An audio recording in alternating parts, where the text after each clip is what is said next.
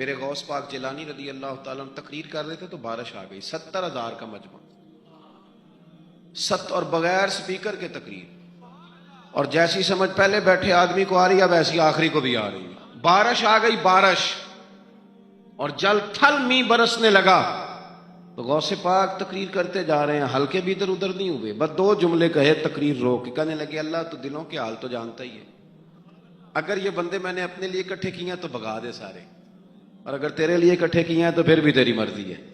لوگ کہتے ہیں یہ 2 جملے تھے کہ کمال تھا، پھر بغداد سارے میں بارش ہوتی تھی پر وہاں نہیں ہوتی تھی جہاں غوث اعظم کی محفل ہوتی تھی، پھر نہ بادل بھی ذرا ہٹ کے برستا تھا کہ یہاں سے ہٹ کے برسو، یہاں شیخ عبد القادر جیلانی لوگوں کو مصطفیٰ کا دین پڑھا رہے ہیں، ہٹ کے گزرتا تھا۔ آپ نے واعظ فرمایا، تبلیغ فرمائی، 400 آدمی کاغذ قلم لے کے بیٹھتے تھے جو غوث اعظم کے بیانات لکھتے تھے، آپ جو جملے کہتے تھے وہ نوٹ کرتے تھے، 400 آدمی، تو سارے تابع دار اس زمانے میں بھی نہیں تھے، اور نہ ہی ہوں تو مزہ آتا ہے، کوئی تھوڑے سے ہو نا دوسرے بھی تو چلو یہی کہہ لو کہ نظر نہیں لگتی۔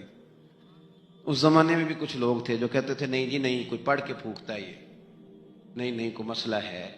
ایک شیخ یحییٰ بن نجار تھے، صرف نحو کے امام تھے، تو وہ بھی کہنے لگے اپنے ایک شاگرد تھے کہ تیرا پیر کیا سنگاتا ہے لوگوں کو، اتنی دنیا جاتی ہے، تو وہ مرید تھے نا، شاگرد ان کے تھے، کہنے لگے کوئی نہیں حضرت صاحب، یہ کون سا مشکل مسئلہ، میرے ساتھ چلیں، چل کے دیکھ لیں، تو اجے میرا محبوب نہیں ڈٹھا جنوں ویکھ کے چن شرماوے، آ نا چل دیکھ لیتے ہیں، آ جا۔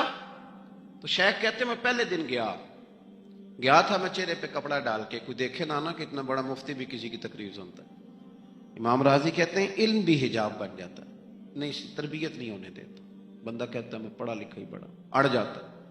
شیخ یحییٰ کہتے ہیں میں چہرے پہ کپڑا ڈال کے گیا، پر جب غوث پاک کی محفل میں بیٹھا، رب رسول کی بات سنی، یوں لگا کہ ساری باتیں میری کر رہے ہیں، یہ میری تربیت ہو رہی ہے۔ پھر کپڑا آہستہ آہستہ سرکنے لگا، پھر میرے دل میں ایک دفعہ خیال آیا کہ لوگ دیکھ لیں گے کہ اتنا بڑا ہو کہ تو بھی تقریر سنتا، پھر میں نے کہا جس نے دیکھنا ہے دیکھے، اب بس ٹھیک ہو گیا، غلامی کر لی تو کر لی، اعظم یہاں تے لائیے ہی نہ تے جے لائیے تے پھر توڑ نبھائیے، دیکھنا جس نے وہ دیکھے۔ حضرت غوث اعظم رضی اللہ تعالیٰ عنہ کی محفل میں بیٹھا، کہتے میں نے عجیب نظارہ دیکھا، غوث پاک کی تقریر ختم ہوئی تو ادھر سے 5 بندے کھڑے ہوئے، حضور چور تھے پر آپ کی بات نے دل صاف کر دی، آج کے بعد پکی توبہ کرتے ہیں، محنت کر کے لوگوں کا مال بھی واپس کریں گے۔ پھر 10 ادھر سے کھڑے ہوئے، حضور بڑا لوگوں کو لوٹا ستایا، آبرو ریزی کی، آج ہم امیر ہو کے غریبوں کے پیر پکڑیں گے جا کے۔ 10 وہاں سے کھڑے ہوئے، حضور ہماری ماں روتی رہی پر ہم نے سنا نہیں، پر آپ کے قربان جائیں، جو آج آپ نے رنگ بھرا ہے نا، آج انشاءاللہ تب تک نہیں سوئیں گے جب تک اماں دعا نہ کر دیں، جب تک راضی نہ ہو جائے۔ جب یہ رنگ دیکھا نا، شیخ یحییٰ کہتے ہیں میں تو پھر بدل گیا، اگلے دن میں ایک دھاگا لے گیا لمبا سارا، آج میں نے گننا ہے کتنے بندے تھے۔ ہماری محفلوں میں نوٹ گنے جاتے ہیں، نوٹ، اور 3 بندے ہوتے ہیں نوٹ گننے والے، اور شرم آتی، یہ سٹیٹس ہے یہ۔ اب غوث پاک کی محفل میں گنا جاتا تھا کتنے لوگ توبہ کرتے، دھاگا میں لے گیا، چادر میں نے اوڑھ لی، اور جب محفل ختم ہوئی تو میں حضور غوث اعظم کے قریب ہی ممبر کے بیٹھا تھا، 5 بندے کھڑے ہوئے، آج توبہ کرتے ہیں، میں نے 5 گرہیں لگائیں، بعد میں گن لوں گا، یہ طریقہ تھا اس دور میں گننے کا، گرہ لگا لو، گنڈ لگا لو، کہتے ہیں 5 لگائیں، پھر 6 کھڑے ہوئے، جلدی سے 6 لگائیں، پھر 7 کھڑے ہوئے توبہ کرنے والے، کہتے ہیں 6 7 میں لگاتا رہا، پھر 20 25 40 پھر 50 پھر 100 کھڑا ہونے لگا۔ اب میرے لیے گرے لگانی مشکل ہو گئی، میں کبھی بندے گنوں، کبھی غوث پاک کو دیکھوں، کبھی دھاگا دیکھوں، جب میں پوری طرح الجھ گیا نا تو حضور غوث اعظم نے کرم کی نظر ڈالی اور فرمانے لگے یحییٰ یار تو نے عجیب کام شروع کیا ہے، میں دلوں کی گریں کھولتا جاتا ہوں، تو لگاتا جاتا ہے، میں یہاں گریں کھول رہا ہوں اور تو لگا رہا ہے، اور پھر بھی اپنی کرامت نہیں بنائی، فرمانے لگے یہ میری وجہ سے توبہ نہیں کر رہے، یہ خدا کے فضل سے کر رہے، اور فرمایا یحییٰ خدا کا فضل گنا نہیں جا سکتا، وہ شمار نہیں کیا جا سکتا۔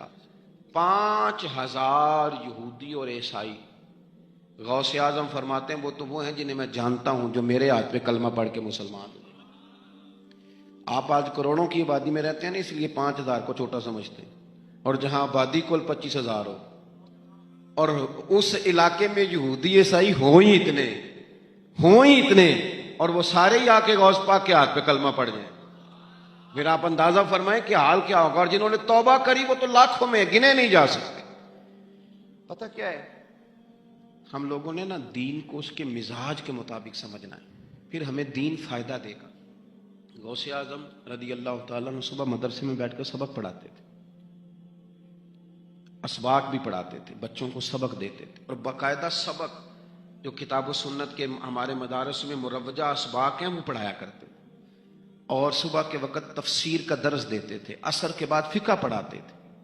آپ یہ دیکھو یار، ایک بات اچھی طرح سمجھنا، ایک صوفی صاحب تربیت کر رہے ہیں اپنے لفظوں کے ساتھ، اس تربیت میں زیادہ اثر ہوگا کہ اگر وہ قرآن پاک کی آیت پڑھ کے تربیت کریں گے تو اس میں زیادہ اثر ہوگا۔ لوگ سمجھتے نہیں بات کو، کہتے ہیں جی وہ حضرت کی باتیں سن کے آئے ہوں۔ او بھائی، حضرت اگر درس قرآن دیں گے تو وہ نکلے گا حضرت کے منہ سے ہی، پر پیغام اللہ رسول کا ہوگا۔ وہ تربیت اس رنگ میں کریں۔ اگر وہ درس حدیث دیں گے تو وہ سمجھائیں گے ہمیں ہی، پر پیچھے جو بات ہوگی وہ مدینے والے رسول کی ہوگی۔ یہ ہمارے بزرگوں نے، اس کو آپ سمجھ لیں کہ تربیت قرآن و سنت ہے۔ ہم اللہ والے کے پاس جب جاتے ہیں تو وہ ہمیں ہماری سوچ کے مطابق قرآن و سنت کی، ہماری عقل کے مطابق تشریح کر کے ہمارے دل میں اتار دیتا ہے۔ اتنا سا مسئلہ ہے۔ اب غوث پاک سبق بھی پڑھاتے، درس بھی دیتے، ہفتے میں 3 تقریریں کرتے، اتوار والے دن صبح، جمعے والے دن صبح، اور منگل والے دن رات کو 3 تقریریں۔ یہ جو مقصد ہوتا ہے نا، مقصد یہ بڑے امتحان لیتا ہے۔ غوث پاک کا زمانہ، فقدان سہولیات کا، اور مقصد کی لگن یہ کہ 70,000 بندہ آ گیا تقریر سننے، اور یہ کہ لوگ آئے ہیں مہینوں کا سفر کر کے، کوئی گھوڑے پہ، کوئی اونٹ پہ، کوئی خچر پہ، کہ غوث پاک سے بات سنیں گے، اللہ دل صاف کرے گا۔ تقریر بھی تیار تھی اور اپنے بیٹے کا جنازہ بھی تیار تھا۔ جے سونا ہی میرے دکھ وچ راضی، کسی نے کان میں کہا حضور جنازہ وہی ٹائم ہے، تیاری ہو گئی، اور وہی محفل کا ٹائم ہے، تو تھوڑا وقت نہ تبدیل کر لیں۔ تو غوث اعظم فرمانے لگے میرا رب کریم جانتا ہے نا کہ یہ وقت لوگوں کے آنے کا، تو اگر بیٹے کے لیے جناب اسرائیل کو بھیجا ہے تو جس بات میں اللہ راضی ہے میں بھی راضی۔ حضور کریں گے کیا؟ فرمایا جنازہ تیار لے کے کر کے محفل میں آ جانا، میں 4 تکبیریں پڑھ کے پتر کا جنازہ پڑھا دوں گا، تم میرا بیٹا رب رسول کے حوالے کرنا، اور میں بیٹھ کے لوگوں کو اللہ رسول کا دین سکھاؤں۔ یہ لگن ہے مقصد کی، یہ درد ہے۔ اس درد میں لپیٹ کر جب لوگوں کو دین پڑھایا جاتا ہے نا، تو پھر وہ تقریریں نہیں ہوتی، پھر وہ دین روحوں تک اتر جاتا ہے۔ اس درد کے اندر جب لپیٹ کر حضور غوث پاک نے یعنی ممبر سے اترے اور بیٹے کا جنازہ پڑھایا، پھر ممبر پہ بیٹھ گئے، پھر رسول اللہ کا دین، اور زندگی ساری دین پڑھایا، اور ساری زندگی پیغام دی، اور اللہ کے بندوں سے پیار کیا، رب کریم کے بندوں سے محبت کی۔ غوث اعظم رضی اللہ تعالیٰ عنہ کشتی جہاں چلتی تھی نا دجلہ کے کنارے، وہاں کھڑے تھے تو ایک غریب آدمی رو رہا تھا، تو غوث اعظم رضی اللہ تعالیٰ عنہ نے اسے بلا کے کہا کیوں روتے ہو؟ کہنے لگا حضور غریبی مستقل رونے والا مضمون ہے، یہ موضوع ہی رونے والا ہے، سب روگاں دا روگ محمد جس دا نام غریبی، کنڈ بلا کے لنگ جان دینی دوست یار قریبی، یہ عنوان ہی رونے والا ہے، میں کیا کروں؟ فرمایا کیا ہوا؟ عرض کی حضور غریب ہوں، کرایہ کوئی نہیں تھا، بیٹھ گیا ہوں کشتی پہ، ملا مجھے جانتا ہے، میرے محلے کا ہے، میں نے اسے کہا پیسے بعد میں لے لینا،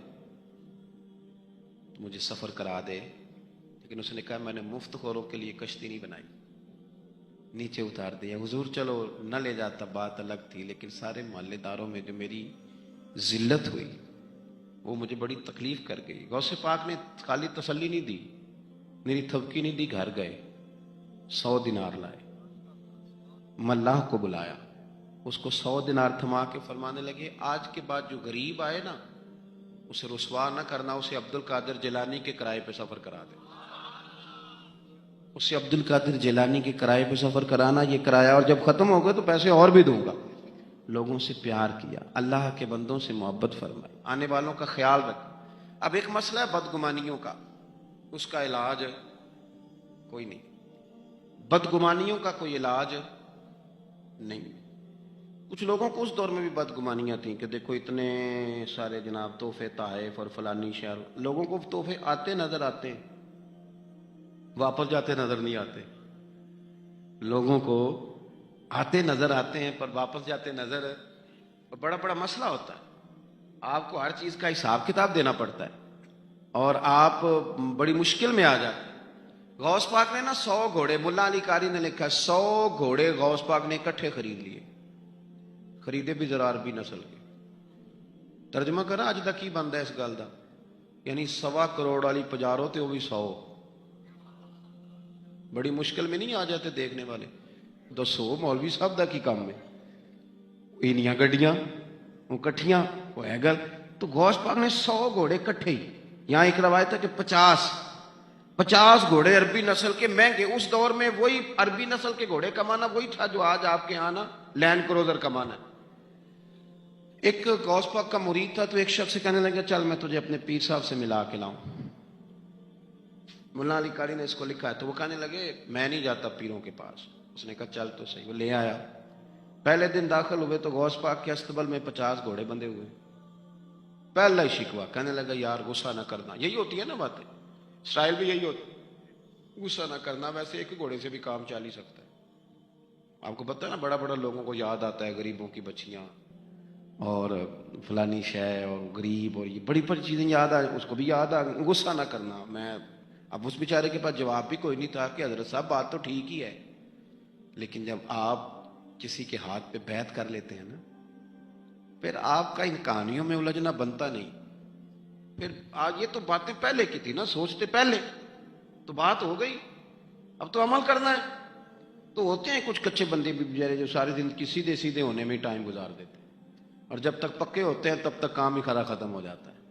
غوث پاک کا وہ مرید کہنے لگا یار بات تو تیری ٹھیک ہے پر چلو میں پتہ کروں گا 50 کیوں ہیں. آئے ملے، لیکن وہ روز تنگ کرتا وہ بندہ. پھر پوچھا پیر صاحب سے 50 گھوڑے کیوں رکھے ہیں؟ پھر پوچھا پیر صاحب سے. یہ اس شخص نے لکھا ہے جنہوں نے مشکات کی شرح بھی لکھی ہے. میں صوفی درویش کی بات نہیں کر رہا، ایک محدث کی بات کر رہا ہوں جنہوں نے بات لکھی ہے. فرمانے لگے وہی بندہ اعتراض کرنے والا بیمار ہو گیا، جگر میں کوئی ایسی تکلیف ہوئی کہ بغداد کے سب سے بڑے طبیب نے کہا کہ تیرا علاج صرف ایک صورت میں ممکن ہے کہ عربی نسل کا گھوڑا ہو، اسے ذبح کریں گے، اس کا جگر نکالیں گے، وہ تجھے کھلائیں گے دوائی میں، اور 50 گھوڑے ہوں گے تو ٹھیک ہوگا. اب مسئلہ جب یہاں تک پہنچ گیا تو مرتا کیا نہ کرتا. پھر اپنے اسنگی سے کہنے لگا چل پیر صاحب کے پاس. اس نے کہا میں نہیں ہوں جانا. اس نے کہا نہیں تیری مہربانی، اور تو کوئی کسی اور چیز پہ بھی تو اللہ کا واسطہ. وہ مانیں گے ہی نہیں. اس نے کہا پیر پکڑوں گا، میں منت کروں گا، میں خدا رسول کے واسطے دوں، ایک دفعہ چل ورنہ مر جاؤں. مرنے والا بندہ کیا کرے جب موت سامنے نظر آئے. تو گیا غوث پاک کے پاس اور کہتا سارے رستے سوچتا گیا کہ پیروں پہ سر رکھوں گا، پگڑی اتاروں گا، یہ کروں گا، منت کروں گا، ماں کی بات سناؤں گا، اپنی بہنوں کا واسطہ دوں گا، بڑا کچھ کروں گا، حضور اس کے صدقے مان جائیں، چھوٹے بچوں کی بات سن. سارے رستے تیاری کرتا گیا. لیکن جب غوث پاک جیلانی کی ڈیوڑی میں قدم رکھا تو شیخ عبد القادر جیلانی دیکھ کے مسکرائے. فرمانے لگے او یار تجھے بڑا شکوہ تھا میرے گھوڑوں پہ. اصل میں نا تو ایک دن میری گلی سے گزر رہا تھا، میں نے تیرے ماتھے پہ نظر ڈالی تو سمجھ آ گئی تو بیمار ہو جائے گا اور تیرا علاج بھی 50 گھوڑوں سے ہوگا. میں نے 50 کیا کرنے تھے، میں نے تو تیرے لیے منگا کے رکھے ہوئے. کچھ تو مجبوریاں رہی ہوں گی، یوں ہی کوئی بے وفا نہیں ہوتا. او خدا کے بندے تیرے لیے رکھے ہیں. فرمایا چارہ ڈالنے کی بھی ضرورت نہیں، وہ میرے مرید ہی ڈالیں گے. تو روز آیا کر، ایک لے جایا کر، اپنا علاج کرا. کرنے لگا حضور مرید کر لیں. فرمانے لگے جو اتنے امتحان لے کے بیعت کرے اسے نہیں کیا کرتے. تو مرید ہی ہے، تو لے جا کھا. اور اپنا آج تک لوگوں کو بدگمانیاں ہوتی ہیں، اور جو عمل کرنے والے تھے، اللہ والوں کی بات ماننے والے تھے، وہ بات مان کے درجات بھی لے گئے. اور جو کہانیوں میں تھے وہ بیچارے آج تک کہانیوں میں ہیں. ابھی تک ان کا الجبرا اور ہندسہ کا رزلٹ کوئی نہیں آیا. ابھی تک یہاں کہانیاں. ان بزرگوں کی تعلیمات پر عمل کریں. غوث پاک رضی اللہ تعالیٰ عنہ کی ساری زندگی پڑھو گے تو جو چیز سب سے زیادہ نظر آئے گی وہ اللہ کے بندوں کا پیار ہے. حضور غوث پاک، محبوب سبحانی، قندیل نورانی، شہباز لامکانی، شیخ سید عبد القادر جیلانی. کسی نے پوچھا تھا حضور غوث اعظم سے کہ آپ کی ولایت کس طرح کی ہے، تو آپ نے اپنی ایڑی کی طرف اشارہ کر کے فرمایا جب تک میرا قدم نہ لگے اللہ کسی کو ولایت دیتا ہی نہیں۔ تو میری ولایت کی بات کرتے ہو، میں جب تک مہر نہ لگاؤں اللہ کسی کو ولی بناتا۔ شیخ سعدی بول پڑے، کہنے لگے غوث اعظم درمیان اولیاء چو محمد درمیان انبیاء۔ حضور غوث اعظم رضی اللہ تعالیٰ عنہ کا ولیوں میں وہی مقام ہے جو نبی پاک کا نبیوں میں مقام ہے۔ امام الاولیاء سرتاج الاولیاء حضور غوث پاک رضی اللہ تعالی عنہ۔ حضور غوث اعظم رضی اللہ تعالیٰ عنہ فرماتے میں تقریر نہیں کرتا تھا، تعلیم مکمل کر لی بات نہیں کرتا تھا۔ میں کہتا تھا میں کیسے لوگوں کے سامنے باز کروں؟ کہتے ہیں مجھے خواب میں مصطفیٰ کریم کا دیدار نصیب ہوا۔ محبوب نے فرمایا عبد القادر بات کیوں نہیں کرتے؟ میں نے کہا حضور یہ عربی لوگ ہیں، فصیح و بلیغ ہیں، ہر آدمی بات سمجھتا ہے، تو میں کس طرح اتنے مجمع میں بولوں گا؟ بڑا مشکل کام ہے، ہر آدمی کی ذہنی سطح کے مطابق کیسے بات کروں گا؟ کہتے ہیں مصطفیٰ کریم نے فرمایا منہ تو کھولو ذرا۔ کہتے ہیں میں نے منہ کھولا تو حضور نے 7 دفعہ لعاب دہن میرے منہ میں ڈال دیا۔ فرمایا اب تو بولتے جانا اور میری برکتیں تیری مدد کرتی جائیں گی۔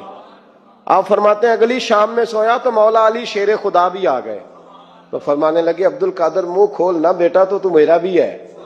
کہتے ہیں میں نے منہ کھولا تو حضرت علی نے 6 دفعہ لعاب دہن ڈالا۔ میں نے کہا حضور آپ نے 6 دفعہ ڈالا ہے، تو خواب میں حضرت علی فرماتے ہیں، کہتے ہیں بیٹے میں نبی پاک کے برابر تو نہیں نہ ہو سکتا، میں نبی پاک کے برابر، حضور نے 7 دفعہ ڈالا ہے تو 6 دفعہ اس لیے ڈالا ہے کہ میں حضور کے برابر۔ صحابہ تو خواب میں بھی آ کے کہتے ہیں ہم نبی کے برابر نہیں، تو کیسے نبی کے برابر بن گیا؟ وہ تو خواب میں بھی آ کے کہتے ہیں کہ ہم حضور کے برابر ہیں، تو زندگی میں دعوے کرتا پھرتا ہے۔ حضور غوث اعظم فرماتے ہیں بس پھر چھوٹی سی مسجد، اور اس میں میں نے تقریر شروع کی، میں اکیلا ہی چلا تھا جانب منزل مگر، پھر لوگ ملتے ہی گئے، پھر کارواں بنتا گیا۔ فرماتے ہیں چھوٹی سی مسجد، پھر مسجد بڑی ہوئی، پھر مجمع بڑھ گیا۔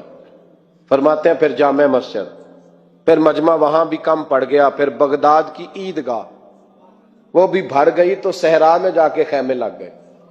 کہتے ہیں تقریر ہوتی تو ہزاروں کا مجمع، ہزاروں کا۔ ملا علی قاری کہتے ہیں غوث اعظم کے اجتماع میں 70 ہزار لوگ شریک ہوتے تھے، ہزاروں علماء کاغذ قلم لے کے بیٹھے ہوتے تھے کہ غوث پاک جو باتیں بیان کریں گے تفسیری نقطے ہم نے نوٹ کرنے۔ اور حضور غوث اعظم کو اللہ نے یہ کمال دیا تھا، کمال، یہ آپ کی کرامت تھی کہ بغیر سپیکر کے بولتے تھے، جیسی سمجھ پہلے والے کو آتی تھی ویسی آخری والے کو آیا کرتی تھی۔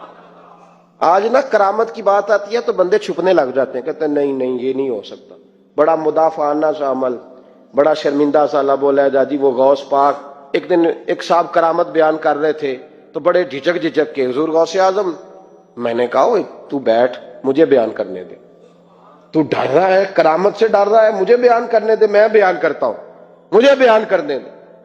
ملا علی قاری علیہ رحمہ نے لکھا ہے، دیگر بہت سارے لوگوں نے لکھا ہے، غوث اعظم خطبہ دے رہے تھے، تقریر کر رہے تھے، اچانک ہاتھ آگے بڑھایا تو یہاں تک ہاتھ بھیگ گیا غوث اعظم۔ ہاں کھول کے دیکھے، کھول کے بات کر رہا ہوں، ہاتھ یہاں تک بھیگ گیا۔ مرید کہتے ہم نے پوچھا حضور پانی بھی کوئی نہیں، ہاتھ بھیگ گیا۔ میں چپ کر کے سبق پڑھو، شاگردوں کو پڑھا رہے، چپ کر کے سبق پڑھو۔ تھوڑی دیر گزری، چند گھنٹے تو ایک قافلہ آ گیا، سارے لوگ پانی میں بھیگے ہوئے۔ حضور غوث اعظم کے سامنے کھڑے ہوئے، کہا حضور آپ نے بڑی کرم نوازی فرمائی، بڑی کرم نوازی۔ وہ شاگرد کہنے لگے ہوا کیا؟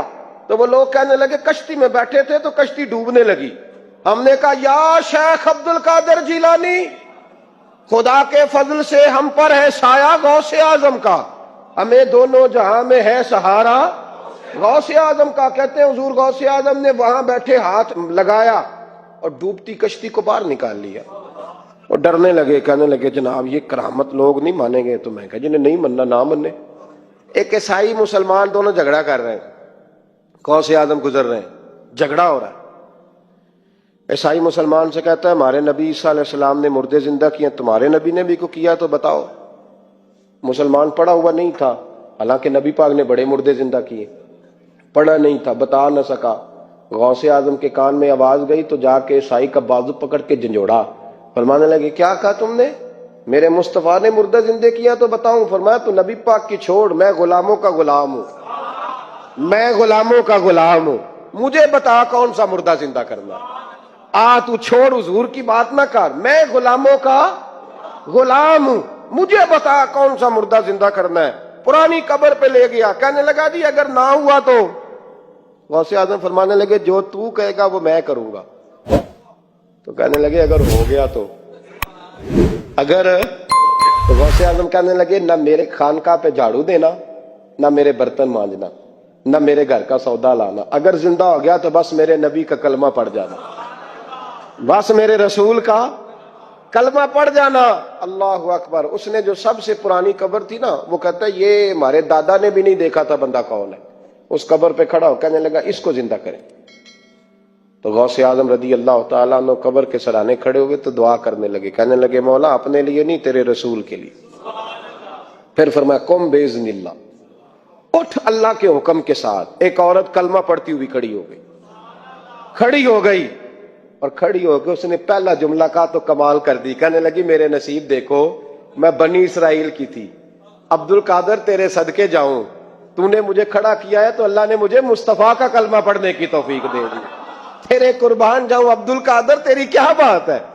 اب وہ بندہ دوڑ دوڑ کے غوث اعظم کے قدموں میں آیا، فرمانے لگے نا کلمہ میرے مصطفیٰ کا پڑھنا ہے، حضور کا غلام بننا ہے۔ او بھائیو، حضرت شیخ عبد القادر جیلانی، حضور غوث اعظم رضی اللہ تعالیٰ عنہ، معمولی بات نہ سمجھنا، حضور غوث اعظم رضی اللہ تعالیٰ عنہ فرماتے ہیں میں قدم نہ لگاؤں تو اللہ ولایت ہی نہ دے، میں قدم نہ لگاؤں تو اللہ ولایت نہ دے۔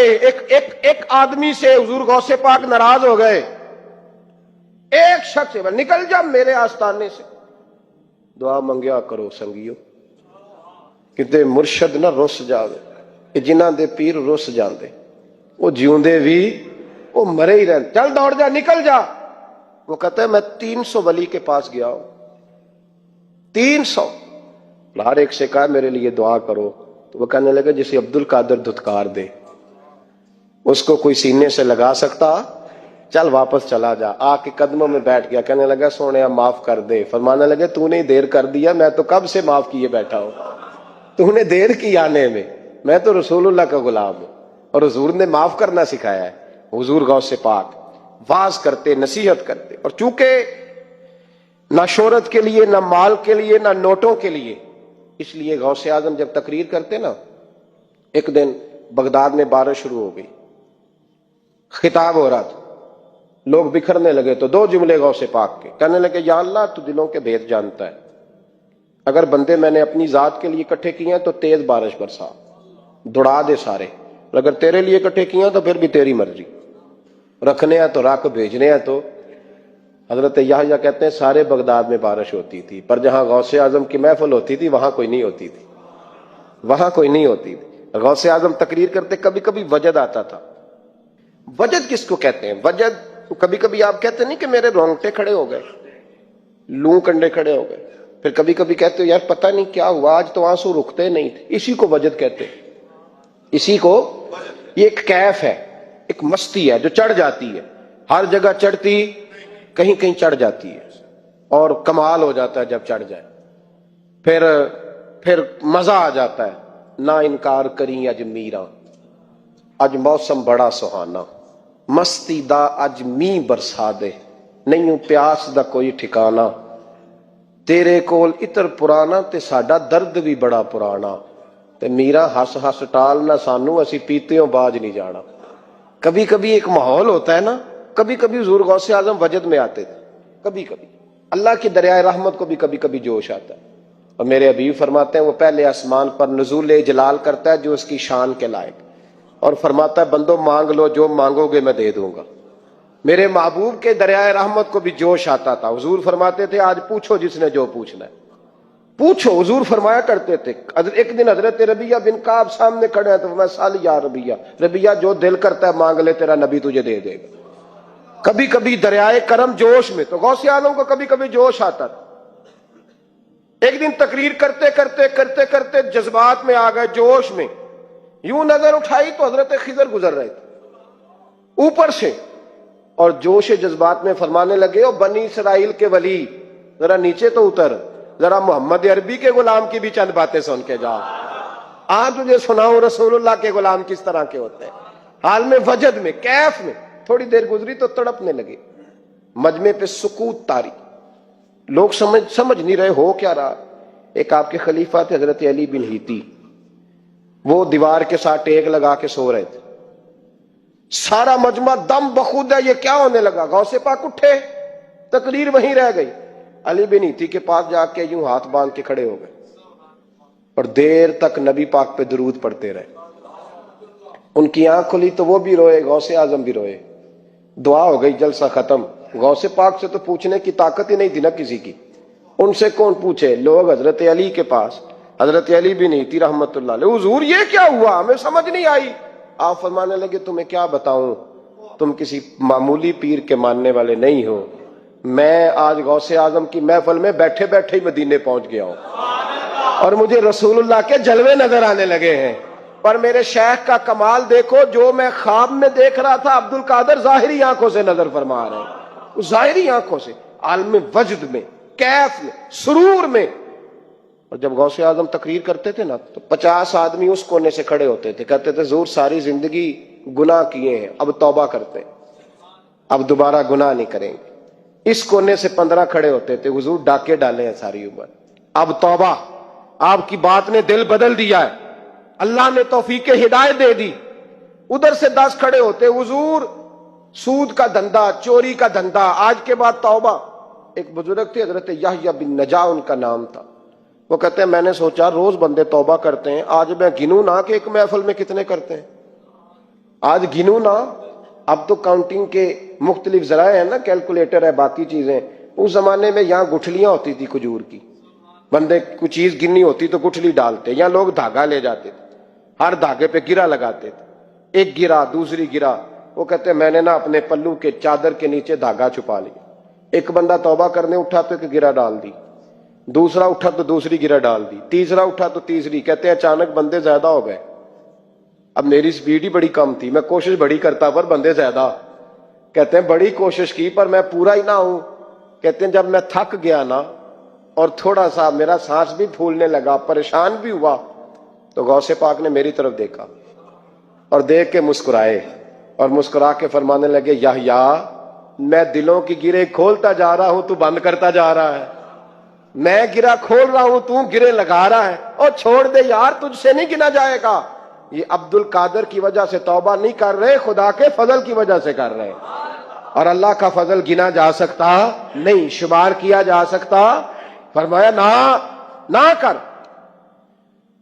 آپ نے 40 سال لوگوں کو تبلیغ فرمائی, ہزاروں یہودیوں نے کلمہ پڑھا, لاکھوں عیسائیوں کا بڑا عالم تھا. وہ کہتا ہے میں پوری انجیل پڑھتا تھا, جتنے نسخے تھے سب مجھے یاد تھے, لیکن میں متاثر ہو گیا اسلام سے.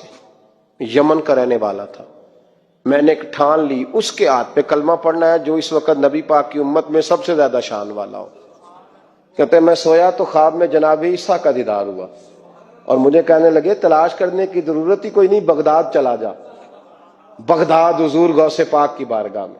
فرمانے لگے اس وقت نبی پاک کی امت میں سب سے زیادہ شان اللہ نے حضور غوث اعظم کو عطا فرمائی, شیخ عبد القادر جیلانی رضی اللہ تعالی. غوث پاک.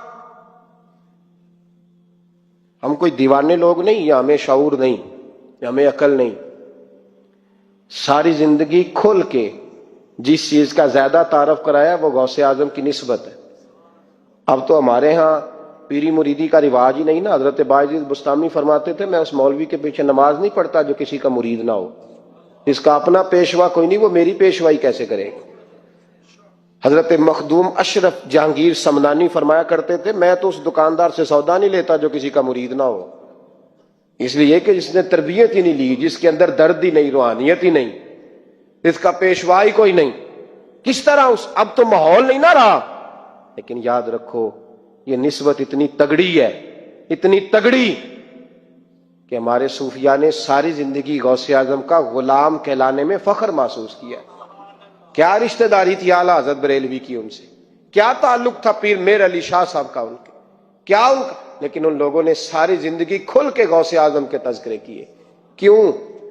غوث اعظم نے 40 سال عشاء میں وضو کیا اور فجر تک اللہ کی عبادت کی. فرماتے ہیں میرے مالک نے کہا عبد القادر کچھ مانگ لے. نہ اپنے لیے مانگا نہ اولاد کے لیے. کہنے لگے مولا قیامت تک جو میرا نام لے نا اسے بغیر توبہ کے مرنے نہ دینا, مرنے لگے تو توبہ کی توفیق دے دینا.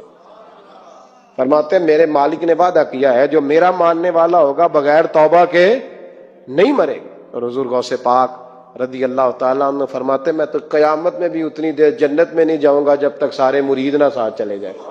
میں نے جانا نہیں, کھڑا ہو جاؤں گا, عرض کروں گا مولا بھیج. میں نے کہا یہاں بھی لوگ ڈر جاتے ہیں, یہ کیسے ہو سکتا ہے؟ اور بھائی پڑھو نا مشکات شریف. میرے نبی پاک علیہ السلام نے فرمایا ایک بندے نے ایک اللہ کے بندے کو پانی پلایا تھا, قیامت کے دن اللہ اس کی برکت سے اس گناہگار کو جنت عطا کر دے گا. اور حضور نے فرمایا بخاری میں المرء مع من احبا, جو جس سے محبت کرے گا قیامت میں اسی کے ساتھ اٹھایا جائے گا. تو ساری زندگی قادری کہلائے, ساری زندگی غوث اعظم کا غلام کہلائے, ساری زندگی خواجہ اجمیر کا نوکر کہلائے, ساری زندگی شاہ نقش بند کا غلام کہلائے, ساری زندگی شیخ شہاب الدین سہروردی کا اپنے آپ کو منسوب کرے اور دنیا سے جائے تو ایسے ہی چلا جائے. میرے نبی نے نص بیان کر دیا جو جس سے پیار کرے گا اسی کے ساتھ جائے گا. حضور غوث اعظم رضی اللہ تعالیٰ عنہ کے والد تو بچپن میں وصال کر گئے تھے. غوث پاک رضی اللہ تعالیٰ عنہ نے ایک اینٹ سے کام شروع کیا اور غوث اعظم نے باقاعدہ کام کیا. ہمارے ہاں چونکہ رواج نہیں تحقیقی مقالہ جات کا, ورنہ غوث اعظم رضی اللہ تعالیٰ عنہ کا علمی کام بھی ہے, طریقت میں کام بھی ہے, تصنیف میں کام بھی ہے, جہاد میں بھی کام ہے. یہ صلاح الدین ایوبی دراصل حضور غوث پاک کے تیار کردہ ہے. یہ ساری فوج جو 70,000 تھی یہ ساری غوث پاک کے مریدوں کی فوج تھی. یہ سارے لوگ حضور اور کئی پہلوؤں پر غوث اعظم نے کام کیا. کس طرح کیا؟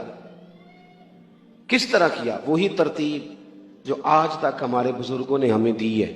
غوث اعظم واز کہا کرتے تھے, تقریر کرتے تھے. اور تقریر کرنا آج کل لوگ سمجھتے ہیں, وہ کچھ لوگ کہتے ہیں چھوڑو جی یہ فلانا بندہ تو ایک خطیب ہے. آپ کے خیال میں خطیب ہونا کوئی بالکل فضول سی بات ہے؟ اسے کوئی معنی ہی نہیں. دیکھو خطابت اتنا ضروری کام ہے کہ غوث پاک فرماتے ہیں جب میں نے تعلیم مکمل کر لی اور میں پڑھ چکا تھا پر میں تقریر نہیں کرتا تھا, تو کہتے ہیں مجھے خواب میں نا خود رسول کریم علیہ السلام کی زیارت نصیب ہوئی اور نبی پاک صلی اللہ علیہ وسلم نے مجھ سے فرمایا تو تقریر کیوں نہیں کرتا, بات کیا کر, بات کیا کر. اللہ تبارک و تعالیٰ تیری وجہ سے لوگوں کو فیض یاب کرے گا, گفتگو کر. آپ جب بات کرتے ہیں نا کوئی بات دین کی,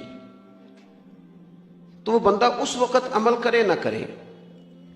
جب آپ کوئی بات کر دیتے ہیں تو ایک وقت ایسا ضرور آتا ہے کہ جب بندہ وہ کام کرنے لگتا ہے تو بات اس نے سنی ہوتی ہے تو اس کے سامنے ضرور آ جاتی کہ یار یہ بات میں نے سنی تھی, وہ سامنے ضرور آتی. حضور غوث اعظم رضی اللہ تعالیٰ عنہ کو حکم دیا گیا کہ آپ خطاب کریں, آپ تقریر کریں, اور حکم کون دے رہا ہے؟ خود رسول کریم علیہ السلام. تو حضور غوث اعظم رضی اللہ تعالیٰ عنہ عرض کرنے لگے یا رسول اللہ میں ان لوگوں میں جو اتنے فصیح و بلیغ ہیں, بات کرنے کا بڑا سلیقہ جانتے اور گفتگو کے سارے بام و در سے آگاہ ہیں, الفاظ کے اندر کیا طاقت ہوتی ہے اسے یہ سمجھتے, ان کے سامنے کیسے خطاب کروں؟ تو یہ دین کا اتنا بڑا شعبہ ہے کہ محبوب نے فرمایا عبد القادر منہ تو کھولیے گا. کہتا ہے میں نے منہ کھولا تو خود محبوب نے اپنا لعاب دہن 7 دفعہ میرے منہ میں ڈالا. پھر غوث اعظم نے منبر بچھایا. پھر غوث اعظم آپ فرماتے ہیں پھر مجھے دوبارہ بھی زیارت ہوئی, پر اب مولا علی شیر خدا کی ہوئی. انہوں نے بھی فرمایا پتر منہ کھولے نا. تو میں کھولا تو 7 دفعہ لعاب دہن ڈالا. تو میں نے کہا حضور آپ نے 6 دفعہ ڈالا. تو میں نے کہا آپ نے کیوں 6 دفعہ ڈالا ہے؟ کہنے لگے اب حضور کے برابر تو نہیں نہ جانا. خطاب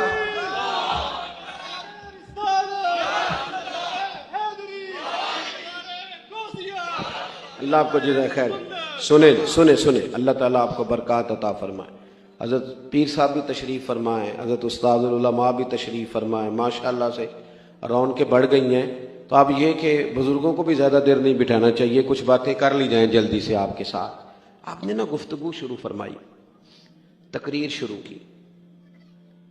پہلے چھوٹی مسجد میں تھے، رش زیادہ ہو گیا. میں نے شروع میں کہا ہے کہ میری طرح کے کئی لوگ دعوے کریں گے ہم نے بڑی محنت کی، کر جاتے ہیں لوگ دعویٰ، لیکن یہ محنت کا نا تھوڑا سا ہی دخل ہوتا ہے، باقی فضل الہی ہوتا ہے سارا. اللہ ہی اسباب بناتا ہے، رب ہی طریقے عطا کرتا ہے، وہی قبول عام کسی کو دے دیتا ہے، اپنے ہی اس کے فیصلے ہیں. میں تو اکیلا ہی چلا تھا جانب منزل مگر، پھر لوگ آتے ہی گئے اور کارواں بنتا گیا. زیادہ تر اللہ تعالیٰ کی مدد اور اس کے کرم کا ہی دخل ہوتا ہے. چھوٹی مسجد سے بڑی مسجد میں گئے، پھر وہاں بھی رش ہو گیا تو پھر عیدگاہ میں چلے گئے، پھر وہاں سے بھی لوگ بڑھ گئے تو پھر غوث اعظم نے باہر کھلے میدان میں ڈیرا لگایا. 70 ہزار لوگ ایک وقت میں خطاب سننے آتے تھے. اور خطاب وہ والا نہیں کہ جو بس خطاب ہے، جو بندہ کہے سویرے مجھے نہیں پتا کیا بیان ہوا تھا، وہ والا نہیں. اتنا علمی، فکری اور اس قدر زیادہ تربیتی کہ 400 علماء کاغذ قلم لے کے بیٹھتے تھے جو حضور غوث اعظم کے ارشادات کو نقل کیا کرتے تھے.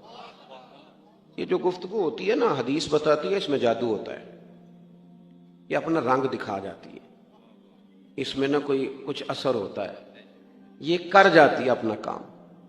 شیخ یحییٰ بن نجاح کہتے ہیں مجھے تھوڑا تھوڑا شکوہ ہوتا تھا، یہ بھی بڑے علماء کے استاد تھے، حضور غوث اعظم کے ہم اثر ہیں. کہتے ہیں میں نے اپنے شاگردوں سے کہا وہاں کیوں جاتے ہو دوڑ دوڑ کے؟ تو ایک دن ایک شاگرد کہنے لگا استاد جی چلیں آپ بھی ایک دن آ جائیں. تو مشکل ہوتا ہے نا تھوڑا سا، میری طرح کے آدمی جنہیں 2 4 5 بچے جاننے لگ جائیں چاہے دنیا دار ہی، تو وہ کسی اور کو مانے، یہ بات ذرا مشکل ہو جاتی. تو کہتے ہیں میں چہرے پہ کپڑا لے کے چلا گیا چھپا کے اپنا آپ. لیکن جب شیخ نے گفتگو چھیڑی نا تو رب کریم کے بندوں کی باتوں میں بڑا اثر ہوتا ہے، اور اکثر وہ باتیں لچھے دار نہیں سادہ ہوتی پر وہ کمال کر جاتی ہیں. کہتے میں تو چھپ کے بیٹھا تھا نا، پھر کپڑا کب سرکا پتہ نہیں چلا، پھر چہرہ کب کھلا پتہ نہیں چلا. فرماتے ہیں پھر آنسو کب آئے پتہ کوئی نہیں چلا، اور پھر دنیا ساری چلی گئی، جلسہ ختم ہو گیا. تو میں نے دائیں بائیں بیٹھنے والے شاگرد کہنے کے استاد جی جانا نہیں؟ میں نے کہا جانا ضرور ہے پر کل دوبارہ لازمی آنا ہے. اگلے دن پھر فرماتے میں اگلے دن گیا. حضرت شیخ کی مجلس مبارکہ کا یہ طریقہ ہوتا تھا. میں نے آپ کو شروع میں کہا نا کہ یہ موبائل، یہ اب تو ہم نا، میں نے جمعے میں بھی دوستوں سے کہا تھا کہ شو پیس نہ بنائیں اپنے بزرگوں کو، یہ صرف فوٹو بازی میں نہ رکھیں چیزوں کو، یہ شو پیس نہ بنائیں. آپ چیزوں کو نا خوبصورت کریں. مطلب یہ کہ یہ محافل ہم جب منعقد کرتے تھے تو اس کے پیچھے ہمارے مقاصد روحانی ہوتے تھے.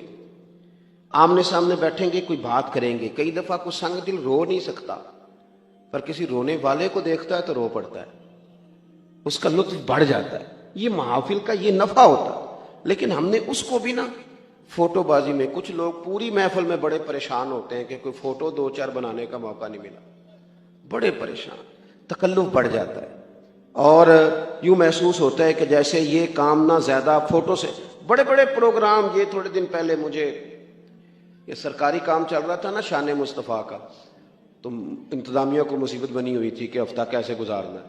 تو کبھی کسی کی منت کرتے ہیں، کبھی کسی کی منت کرتے ہیں. تو مجھے بھی کہنے لگے کچھ لوگ کہ وہ منانا ہے تو کسی طریقے سے آپ بھی وقت دیں گے. تو میں نے کہا ایک شرط ہے کہ آپ فوٹو نہیں بنائیں گے، اس لیے کہ آپ کو حکم آیا تو آپ نے 4 تصویریں بنا کے ضرور بھیجنی ہے کہ لو جی ہم نے کر. یوں نہ کریں. آپ یقین کریں کہ سرور خراب ہو جاتا ہے. ایسے تو کہاں تھی فوٹو غوث پاک کے زمانے میں، کہاں تھا میڈیا؟ بات سینہ بسینہ تھی نا. کوئی درد تھا، ایک جاتا تھا تو وہ 15 کو لے کے ساتھ آتا تھا. وہ بات پھیل گئی. اور چونکہ خلوص تھا، نہ مرید بڑھانے کا شوق، نہ اپنی شہرت کا شوق. آپ کوئی بھی کام ہے نا ایسا، کوئی بھی دنیا میں کوئی بھی کام، وہ ٹائم ضرور مانگتا ہے. آپ کو وقت دینا ہے، اور آپ جس شعبے سے تعلق رکھتے ہیں اس کے لیے آپ کو چیزوں کو مینج کرنا ہے. آپ یہ نہیں کہہ سکتے کہ آپ کی سوشل لائف ہوگی، ضرور ہوگی، لیکن اگر آپ نے دعویٰ کر لیا نا کہ میں دین کا خادم ہوں، اور یہ صرف علماء کے لیے، مشائخ کے لیے نہیں، میرے جیسے لوگ جو فلانے آستانے سے وابستہ ہیں، فلانے آستانے سے وابستہ ہیں، آپ وابستہ ہو کہ آپ آپ کو اجازت نہیں ملے گی جب آپ نے کرامت سنانی ہے نا گھر اپنے پیر صاحب کی، تو پھر آپ کو گھر میں میٹھا بھی بولنا پڑے گا، ورنہ گھر والے کہہ دیں گے یہ سکھاتے ہیں تمہیں پیر صاحب، یہ سکھاتے ہیں تمہیں استاد جی۔ آپ نمائندے، پھر آپ کو وقت دینا ہے، پھر آپ کو ٹھیک ہونا ہے، پھر آپ کو اپنے لب و لہجوں پر سوچوں پر تھوڑا پہرا رکھنا ہے۔ حضور غوث پاک رضی اللہ تعالیٰ عنہ نے بڑا وقت دیا، صبح درس دیا فقہ کا فجر کے بعد، سننا ذرا بات اور پوری سننا، اور 10 بجے باقاعدہ مدرسہ پڑھایا، اور کام وہی کیے جو سارے مولوی کرتے ہیں، اور یہ کام کرنے والوں کو لوگ مولوی کہتے ہیں، پیر نہیں کہتے، ساری زندگی نہیں کہتے۔ اور کئی پیر بھی میں نے دیکھے ہیں بڑے فخر کے ساتھ کہہ رہے ہوتے ہیں ماشاءاللہ علامہ صاحب مولانا صاحب اتباع جی، ان کی گفتگو میں محسوس ہوتا ہے کہ یہ سمجھ رہے ہیں کہ مولانا صاحب شاید اس درجے کے نہیں، معاذ اللہ جہاں میں ہوں۔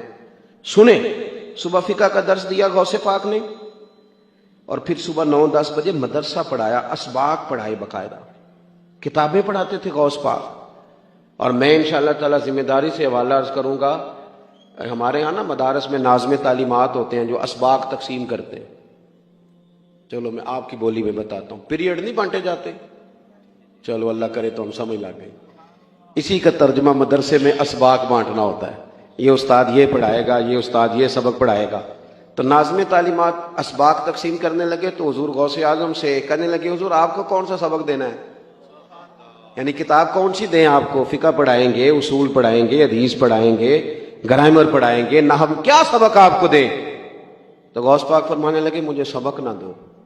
تو حضور پھر فرمایا اس طرح کرو کہ لائق بچے تم سارے رکھ لو، نالائق سارے مجھے دے دو، نالائق دو سارے، میں نالائقوں کو پڑھاؤں گا، نالائق سارے۔ میں اکثر کہتا ہوں کہ یہ جو پاس آیا، فرسٹ آیا ہے تمہارے کالج میں، اس کا تم نے بورڈ پہ فوٹو لگائی ہے، تو جو فیل ہوا ہے فیسیں تو اس نے بھی پوری دی تھی، کالج تو وہ بھی آیا تھا، اس کا بھی تو قوالی وارث بنے نا، اس کا بنتا ہی کوئی نہیں۔ فرمایا یہ نالائق مجھے دو، بلکہ میں نے پڑھا۔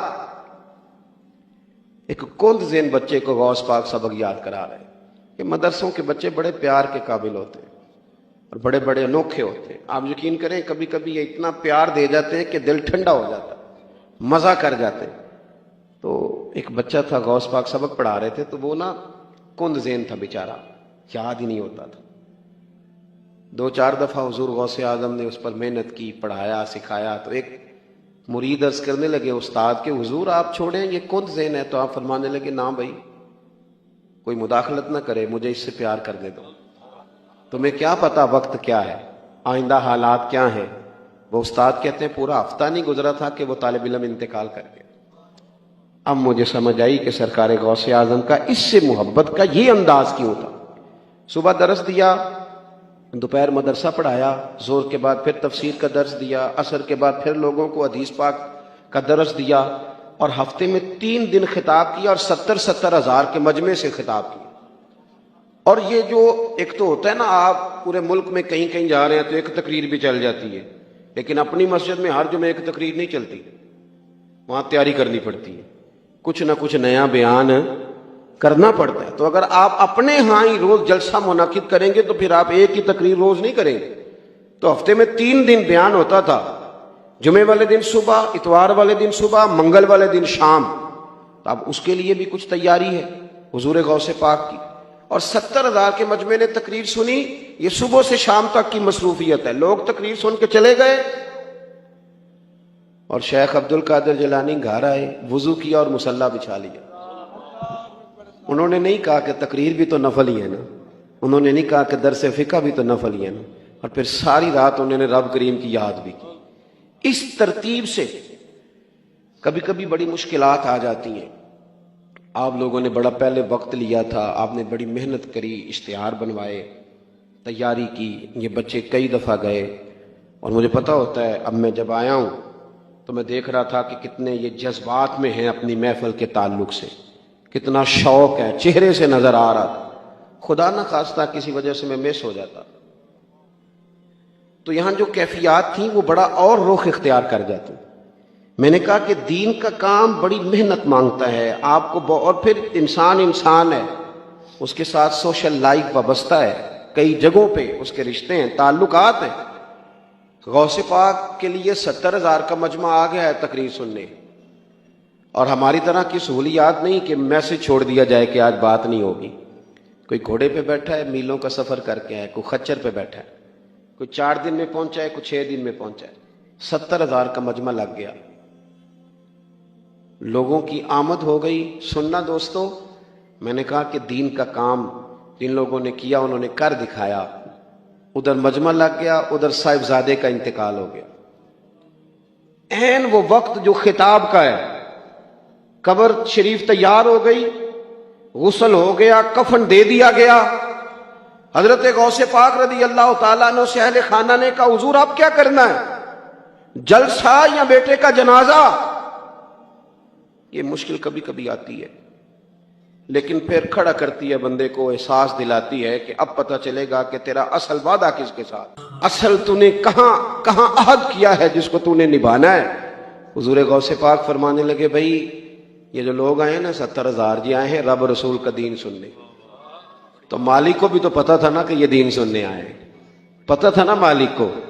تو میرے بیٹے کو اگر آج ہی اس نے اپنی بارگاہ میں بلایا ہے، اگر وہ اس بات پہ راضی ہے تو میں بھی اس کی رضا پہ راضی ہوں۔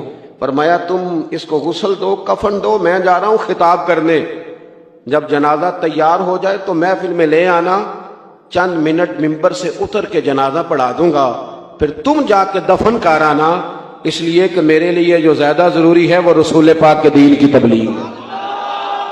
تو جے سونا ہی میرے دکھ وچ راز۔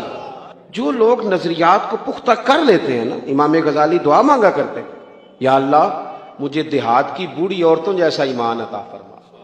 یہ جو ہمارے بچے نئے آئے ہیں نا دلائل کی دنیا میں، ان کو پتہ بھی نہیں کہ اس چیز کا ماخذ کیا ہے، اس کی اصل کیا ہے۔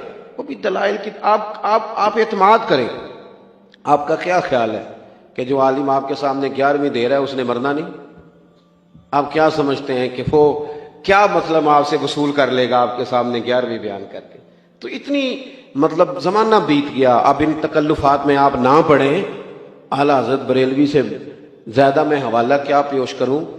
سید محدث اعظم کچوچوی رحمۃ اللہ علیہ فرماتے ہیں کہ 11ویں شریف کے نیاز تھی تو شرینی کا ایک ٹکڑا زمین پہ گر گیا، تو میں نے اس شخص کو دیکھا جو علم ہندسہ، الجبرا اور ریاضی سے لے کر تفسیر تک کا ماہر ہے۔ اس شخص کو میں نے دیکھا کہ انہوں نے اپنا سر زمین پہ جھکایا اور اپنی زبان کے ساتھ وہ شرینی اٹھا کے بتایا کہ 11ویں نہیں، ہم تو 11ویں کے لنگر سے بھی اتنا پیار کرتے ہیں۔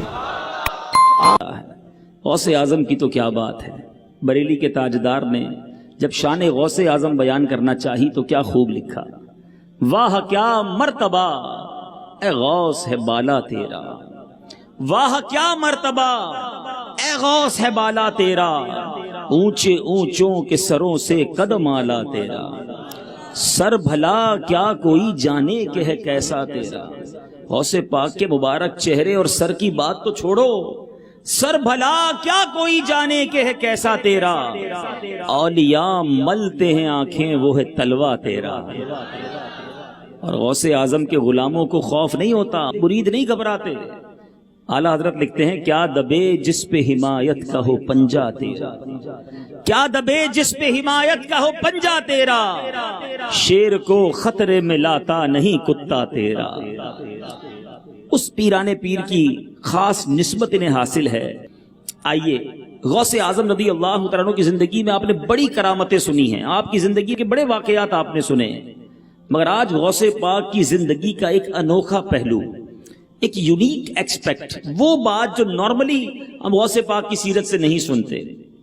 میں نے سوچا کہ کرامتیں تو سنتے رہے، کیوں نہ کچھ آج ایسی بات کی جائے کہ جتنے اجتماع میں آئے ہیں اور جتنے مدنی چینل پر مجھے سن رہے ہیں وہ کچھ ایسی نیت کر کے کچھ ایسا طریقہ اپنا کے جائیں کہ آج کے بعد ہماری زندگی میں ایک شاندار اور خوبصورت اضافہ ہو جائے، ہماری عادت میں ایک تبدیلی آ جائے۔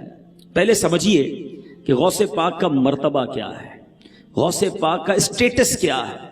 آپ وہ عظیم ہستی ہیں، دنیا کے میں کئی اولیاء کرام آئے ہیں، آپ اگر اولیاء کرام کی سیرت پڑھیں نا، بہت سارے اولیاء کرام آئے، بہت سارے اولیاء کرام ایسے ہیں کہ جن کی زندگی میں ایک تبدیلی آئی، انہوں نے توبہ کی اور اللہ نے انہیں ولایت عطا فرما دی۔ مثال کے طور پہ حضرت فضیل بن عیاض رضی اللہ تعالیٰ عنہ بہت بڑے اللہ کے ولی ہیں، مگر آپ توبہ کرنے سے پہلے ڈاکو تھے، آپ ڈاکہ ڈالا کرتے تھے، لوگ ڈرتے تھے آپ سے، مگر آپ نے جب سچی توبہ کی اللہ نے اپنا ولی بنا دیا۔ حضرت حبیب عجبی رحمت اللہ تعالیٰ علیہ، آپ بہت بڑے اللہ کے ولی ہیں، مگر توبہ کرنے سے پہلے آپ سود کا کاروبار کرتے تھے، آپ نے سچی توبہ کی اللہ نے اپنا ولی بنا لیا۔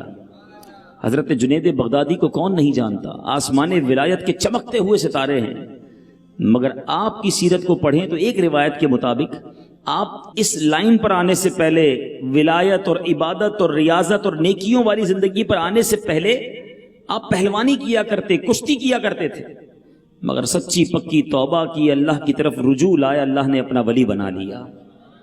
پتہ کیا چلا؟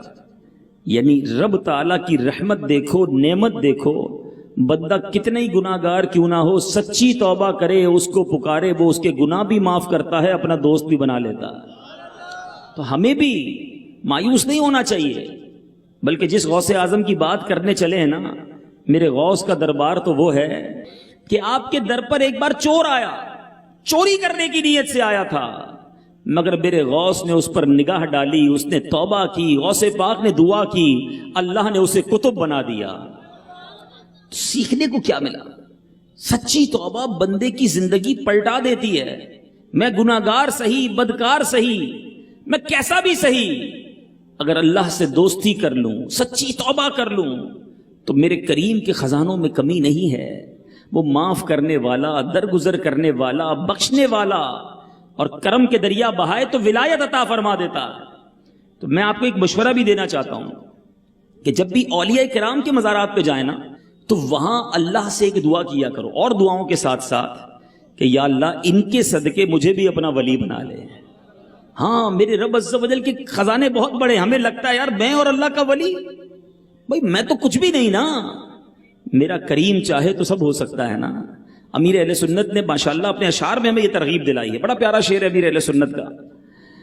تو اپنی ولایت کی خیرات دے دے، ہاتھ اٹھائیے اور مل کر، تو اپنی ولایت کی خیرات دے دے، میرے غوث کا واسطہ یا الہی، میرے غوث کا واسطہ یا الہی، بنا دے مجھے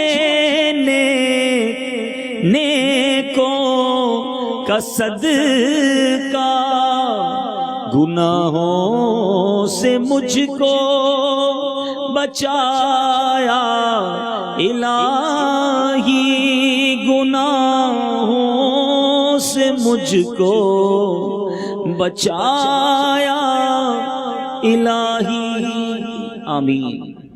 تو میں عرض کر رہا تھا کہ غوث پاک کا پہلے مرتبہ ذہن میں رکھنا، پھر جو میں غوث پاک کی زندگی کا ایک بڑا ہی عجیب پہلو بیان کرنے جا رہا ہوں۔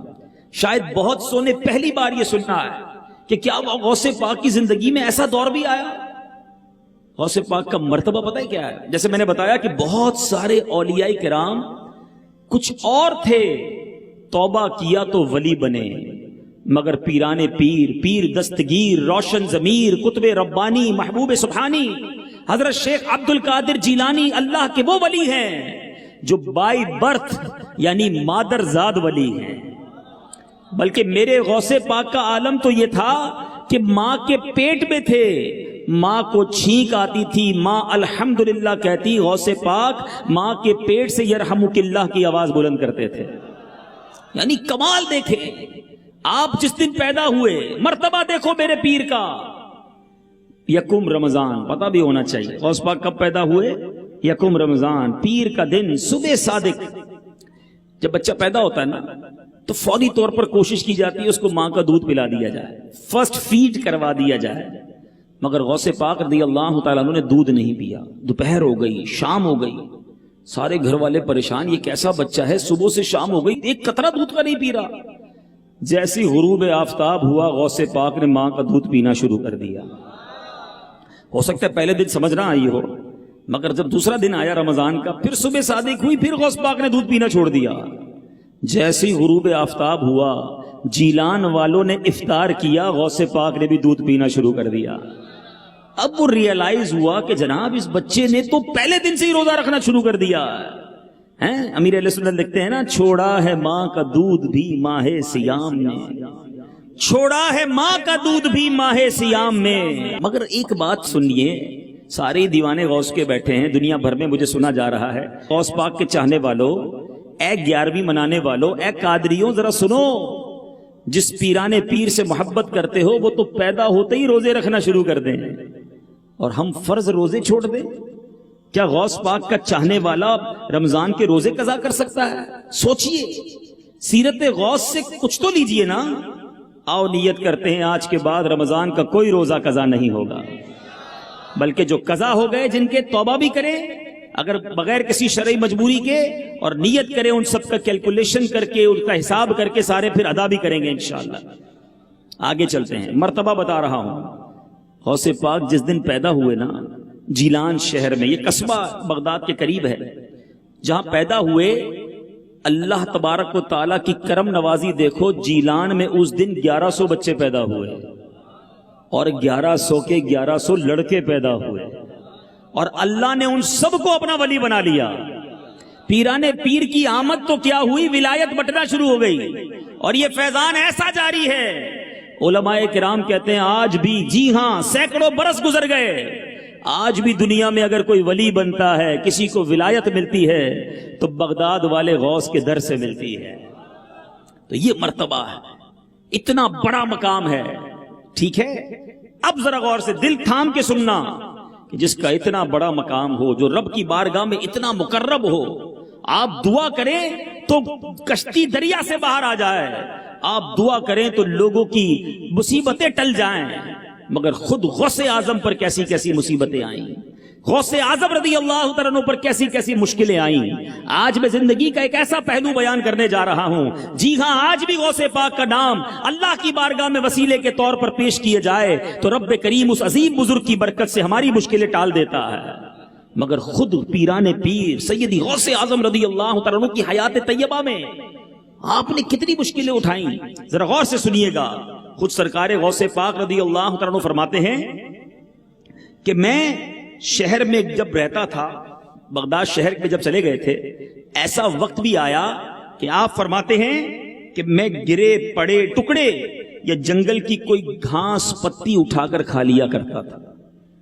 کئی کئی سال فاقے سے گزرے، فرماتے ہیں، اور جب دیکھتا کہ میں کوئی گھاس پھوس اٹھا لوں تو دوسرے فقراء کو دیکھتا تھا کہ وہ بھی کوئی گری پڑی چیز اٹھانے آئے ہیں، تو میں اپنے اسلامی بھائیوں پر ایثار کر کے واپس آ جاتا، چھوڑ دیتا تاکہ یہ گھاس پھوس کھانے کا بچا ہوا ٹکڑا یہ کھا لے۔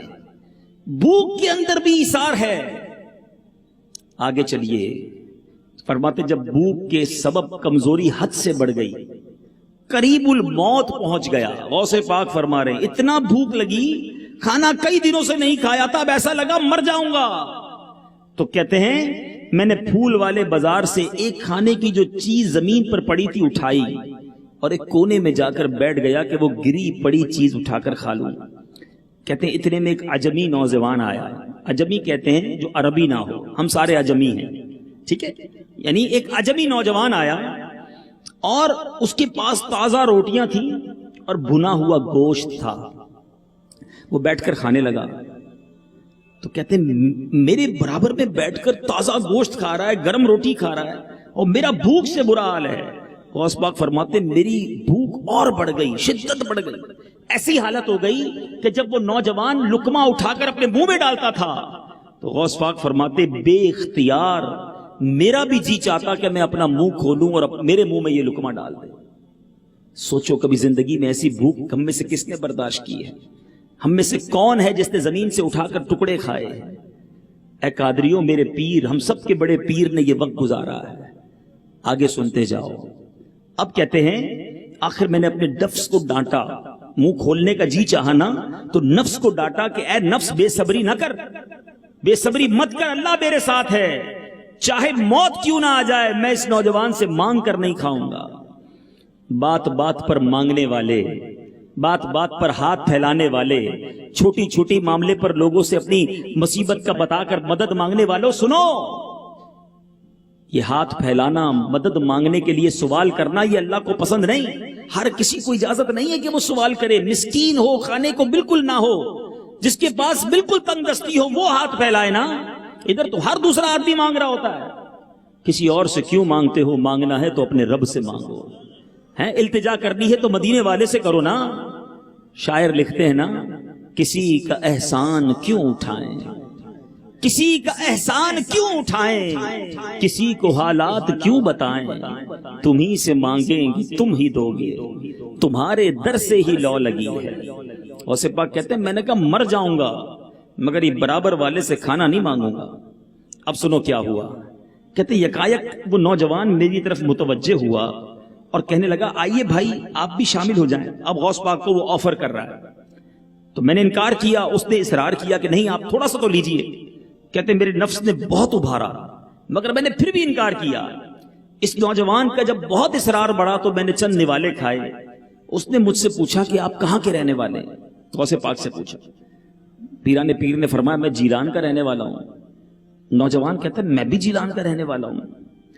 تو وہ نوجوان کہتا ہے یہ بتائیے کہ آپ کیا مشہور زاہد حضرت سیدنا ابو عبداللہ صومعی رحمت اللہ تعالی علیہ کے نواسے عبد القادر کو جانتے ہیں؟ وہ نوجوان کہتا ہے۔ تو پیران پیر کہتے ہیں میں یہ سن کر بے قرار ہو گیا اور کہنے لگا کہ وہ میں ہی تو ہوں۔ تو اب وہ شخص بے قرار ہوتا ہے، کہتا ہے حضرت مسئلہ یہ ہے کہ میں جب بغداد آ رہا تھا آپ کی امی جان نے آپ کو دینے کے لیے مجھے 8 سونے کی اشرفیہ دی تھیں۔ میں بغداد آیا، تلاش کرتا رہا، آپ مجھے نہ ملے، مجھے بھوک نے بڑا ستایا، میری ساری رقم خرچ ہو گئی، 3 دن تک میں بھی بھوکا رہا۔ جب بھوک سے نڈال ہو گیا میری جان پر بن آئی، آپ کی والدہ کی دی ہوئی امانت میرے پاس تھی، میں نے انہی پیسوں سے یہ کھانا خریدا ہے۔ حضور اب آپ میرے مہمان نہیں ہیں، یہ پیسے بھی آپ کے، یہ کھانا بھی آپ کا، بلکہ میں آپ کا مہمان ہوں، حضور معاف بھی کر دیجئے اور آئیے مل کر کھا لیجئے۔ غوث پاک رضی اللہ تعالیٰ کو بقیہ اس نے رقم بھی پیش کی، معافی بھی مانگی۔ سیدی غوث اعظم فرماتے میں بڑا خوش ہوا کہ یہ کھانا بھی جو میں نے کھایا ہے مانگ کر نہیں بلکہ میرے ہی پیسوں کا کھانا ہے، میری ماں نے ہی بھجوایا تھا۔ کہتے میں نے اس کے ساتھ شامل کیا۔ پیران پیر فرماتے ہیں کچھ رقم بھی اس کو دے دی، جو بیچارہ میری امانت لے کر آیا تھا اس نے قبول کی اور وہاں سے چلا گیا۔ اے میرے بیٹے اسلامی بھائیوں، یہ ہے میرا آج کا موضوع۔ ذرا غور کیجئے، جس ہستی کا عالم یہ ہے کہ وہ دعا کرے تو ڈوبی کشتی کو تیرا دے، ہیں جو دعا کرے تو مصیبتوں کو ٹال دے، اللہ کی رحمت سے جو مانگے اللہ انہیں عطا فرمائے۔ مگر خودداری کا عالم یہ ہے، صبر کا عالم یہ ہے، ایثار کی کیفیت دیکھو۔ کہتے میں گری پڑی چیزیں بھی اس لیے نہیں اٹھاتا تھا کہ دوسرے فقیر اٹھا لیں۔ ایثار کہتے کس کو پتہ ہے؟ باتیں تو بڑی بڑی کرتے ہیں ہم، سیکریفائس۔ ایثار کا معنی کیا ہے؟ ایثار کا معنی یہ ہے جس چیز کی مجھے حاجت ہے اور اسی چیز کی میرے مسلمان بھائی کو بھی حاجت ہے، بندہ دوسرے کی حاجت کو اپنی حاجت پر ترجیح دے دے، پریورٹی دے دے اور اپنے بھائی کو دے دے، یہ ایثار ہے۔ ہم کیا کرتے ہیں؟ کھانا بچ گیا چلو فقیروں کو دے دو، دعوت پہلے بنائی لاکھوں روپے کی، جب دعوت میں کچھ کھانا بچ گیا اب غریب یاد آیا ارے فلاں مدرسے میں بھیج دو، ہیں اس پہلے یاد نہیں آئے تھے، وہ تو بچ گیا نا۔ کپڑے پھٹنے والے ہو گئے، چلو وہ ذرا آپ گھر کے کام کرنے والے کو دے دو۔ 4 بار سلا لیا جوتا، اب گھس گھس کے پرانا ہو گیا، چلو یار یہ کسی فقیر کو دے دیتے ہیں۔ ابھی سردیاں آئی ہیں، پرانا سویٹر نکالا ہوگا تو اس میں کوئی سوراخ نکلا، ارے یہ تو کام کا نہیں رہا، چلو کسی غریب کو دے دیتے ہیں۔ موزے پہنتے پہنتے پتہ چلا ہوگا اس میں بھی کوئی سوراخ ہے، چلو نئے موزے لیتے ہیں، یہ کسی غریب کو دے دیتے ہیں۔ ہمارا عالم دیکھیں، مینٹل لیول دیکھو، اللہ کی راہ میں جب بھی خرچ کرنے کی باری آتی ہے ہم پھٹا پرانا پھینکنے والا دیتے ہیں۔ یہ ایثار نہیں ہے۔ ٹھیک ہے پھینکنا نہیں چاہیے، اگر کسی غریب کا بھلا ہو تو دے دیں، مگر جو ایثار کی برکت ہے نا اس کا انداز ہی اور ہے، اور اس کا ثواب بھی کیا ہے۔ نبی پاک فرماتے حدیث کا مضمون ہے جو اللہ کے لیے ایثار کرتا ہے اللہ اسے جنت عطا فرما دیتا ہے۔ تو اب بتاؤ ہم ایثار کب کرتے ہیں؟ ہمارا تو حال یہ ہے، آپ کو چوٹ لگانے کے لیے سوال کر رہا ہوں، دیکھو اللہ کی راہ میں دیتے وقت ہماری کیفیت کیا ہوتی ہے۔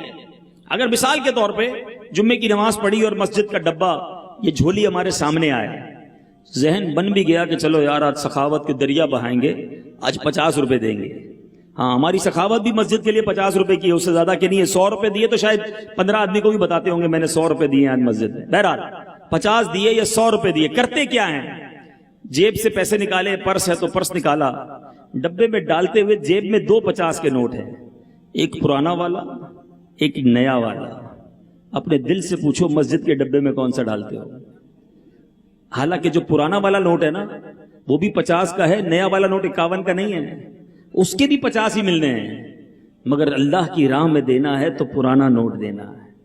اور آگے چلو، اور مثال دیتا ہوں، گھر میں 2-3 بچے ہوں، 4 بیٹے ہوں، بڑا ایک بچہ ذہین، اسکول میں بھی سبق سارے یاد کرتا ہے، بڑا شریف بندہ، کہتا ہے یار یہ میرا بچہ بریلینٹ مائنڈ ہے، اس کو ڈاکٹر بناؤں گا۔ دوسرا بچہ گھر کے بھی پرزے ورزے ٹھیک کر لیتا ہے، بڑا ذہین، یار اس کا دماغ کل پرزوں میں بڑا چلتا ہے، اس کو انجینئر بنائیں گے۔ تیسرا بھی بڑا زبردست، ہاں بھائی اس کو جناب اکاؤنٹنٹ بنائیں گے۔ چوتھا بچہ بڑا شرارتی، تنگ کرنے والا، سبق بھی یاد نہ کرے، بلکہ چھوٹا موٹا اس کے پیر میں بھی پرابلم ہے، چل بھی صحیح نہیں سکتا۔ ہم کہتے ہیں اس کو مدرسے میں ڈال دو یار، اس کو مولوی بناؤ۔ اب خود سوچیں، اللہ کی راہ میں بھی بچہ وہ دینا ہے جو ہمارے کام کا نہیں ہے، پھر کدھر سے میں برکتیں ملیں گی؟ اور اس وجہ سے ایک اور پرابلم بھی بتاؤں آپ کو، لوگ کہتے ہیں کہ یار ہمارے علماء انٹلیکچوئلز نہیں ہیں، علماء زمانے سے ہم آنگ نہیں ہے، اتنی زبردست اپروچ نہیں ہے۔ میں آپ سے پوچھتا ہوں، آپ نے مدرسوں کو کون سا مٹیریل دیا ہے؟ دو نا اپنے خاندان کا سب سے ذہین بچہ، اپنے خاندان کا سب سے بریلینٹ بچہ، کہ اس کو انشاءاللہ حافظ قرآن اور مفتی بناؤں گا، پھر وہ دیکھو بچہ دنیا میں جا کے دین کی کیسی خدمت کرتا ہے۔ ہم اللہ کی راہ میں جب بھی دینے کی باری آتی ہے کمزور چیز دیتے ہیں۔ یہ کیا محبت ہے رب سے؟ اپنے بچوں کو دیتے ہو کمزور چیز؟ پھٹا ہوا موزہ کبھی بچے کو دیا ہے؟ اپنی فیملی کو کھانا کھلانے کے لیے کبھی بچا ہوا کھانا لائے ہو؟ اللہ کی راہ میں جب دینے کی باری آئے گی سب سے کمزور چیز نکالتے ہو۔ قرآن کے 4 پارے کی پہلی آیت ہے، لن تنالوا البر حتى تنفقوا مما تحبون۔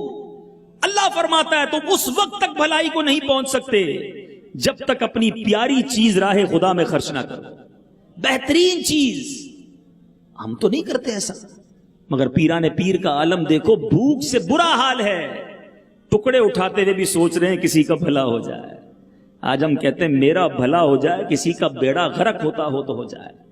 جن ولیوں کے درباروں پہ آئے ہو نا، سخی سلطان کے در پر آنے والوں سنو، ان ولیوں کے دل بڑے ہوتے تھے، یہ درگزر کرنے والے ہوتے تھے، یہ ایثار کرنے والے، یہ اللہ کے بندوں کا اچھا سوچنے والے۔ آج مزاروں سے بھی فیض لٹا رہے ہیں، مگر آج ہمارا ذہن یہ بن چکا ہے، بس یار میرا کام ہونا چاہیے، کسی اور کی بات نہیں کرو۔ اتنا خود غرضی والا ذہن ہے، گاڑی پارک کرتے وقت بھی ذہن یہ ہوگا میری گاڑی لگ جائے بلے 2 کی گاڑیاں رک جائیں۔ نہ کرو ایسا۔ اسلام جو ہے نا وہ بھلائی کا درس دیتا ہے، سب کا بھلا، سب کی خیر، سب کے بھلے میں اپنی خیر، یہ نیت ہونی چاہیے۔ اے ولیوں کے در پر آنے والوں، ان سے محبت کرنے والوں سنو، اولیاء کرام کی زندگی درس دیتی ہے ایثار کا۔ آپ دوسروں کا بھلا سوچنے والے بنے، اللہ آپ کے کام سیدھے کر دے گا، آپ کی مشکلیں آسان ہونا شروع ہو جائیں گی۔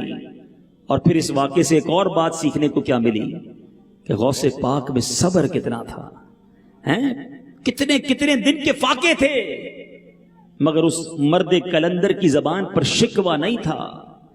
یاد رکھو، زباں پر شکوہ رنجو علم لایا نہیں کرتے، زباں پر شکوہ رنجو علم لایا نہیں کرتے، نبی کے نام لیوا غم سے گھبرایا نہیں کرتے۔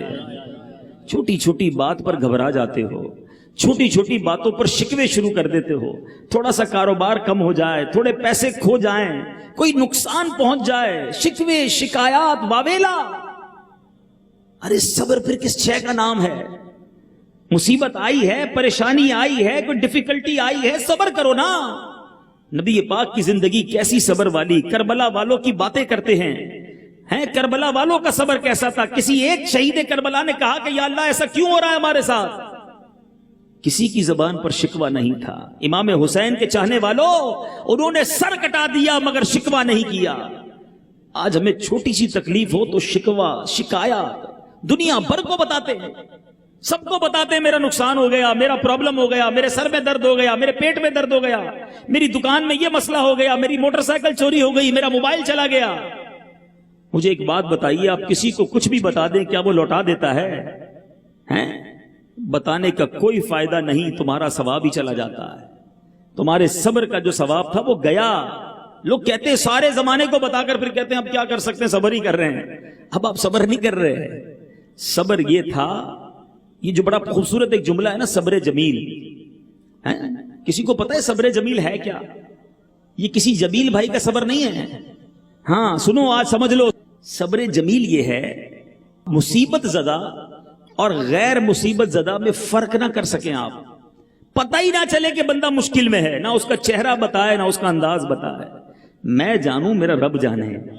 میں کیوں کسی کو بتاؤں میرا کیا نقصان ہو گیا ہے؟ اچھا ایک سوال ہے، ویسے نقصان ہو تو سب کو بتانا ہے، فائدہ ہو تو کبھی بتاتے ہو کسی کو؟ گھر جا کر بھی فوراً بتائیں گے گھر والوں کو مارکیٹ بہت ڈاؤن ہو گئی ہے، بہت نقصان ہو گیا ہے، مال نہیں بک رہا ہے، تاکہ گھر والے خرچے کم کر دیں. لیکن جس دن آپ کی بکری اچھی ہوتی ہے اس دن گھر والوں کو جا کے بتایا بڑا اچھا بزنس ہوا ہے. ہم نہیں بتاتے، گھر والے خرچہ شروع کر دیں گے. کوئی اچھی چیز لوگوں کو نہیں بتانی. اللہ نے اتنی نعمتیں دی ہیں، ذرا سا نقصان ہو جائے سب کو بتانا ہے. حضرت رابعہ بصریہ، دیکھو اللہ والے اور اللہ والیہ کیسی ہوتی تھی. حضرت رابعہ بصریہ بہت بڑا نام ہے، ولایت کی بہت اونچی منزل پر ہے. ایک بار آپ نے ایک شخص کو دیکھا سر پر پٹی بندھی ہوئی تھی. تو حضرت رابعہ بصریہ نے کہا کیوں باندھی پٹی؟ کہ حضور سر میں درد ہے اس لیے باندھی ہے. بڑی کمال کی بات کی. فرماتی کبھی صحت کی پٹی بھی باندھی تھی؟ سمجھ آئی بات؟ کہ اللہ نے تجھے اتنے دنوں تک صحت مند رکھا، کسی کو نہ بتایا. آج تھوڑا سا درد آیا ہے تو سب کو بتانے لگا ہے. ہاں کسی کو کیوں بتاؤں میں کہ میں کس مشکل میں ہوں، میں کس پریشانی میں ہوں. اے میرے میٹھے اسلامی بھائیوں، بچپن سے ایک آیت یاد ہے، ان اللہ مع الصابرین. یاد ہے کہ نہیں یاد ہے؟ اللہ صابروں کے ساتھ ہے. ارے جس کے ساتھ رب ہو جائے اس کی مشکل کب رہے گی؟ صبر کرو نا، رب ساتھ ہو جائے گا، رب کی رحمت ساتھ ہو جائے گی. مگر صبر ہی تو نہیں آتا. آؤ اے پریشانوں، اے بیماروں، اے مصیبت زدوں، غور سے سنو.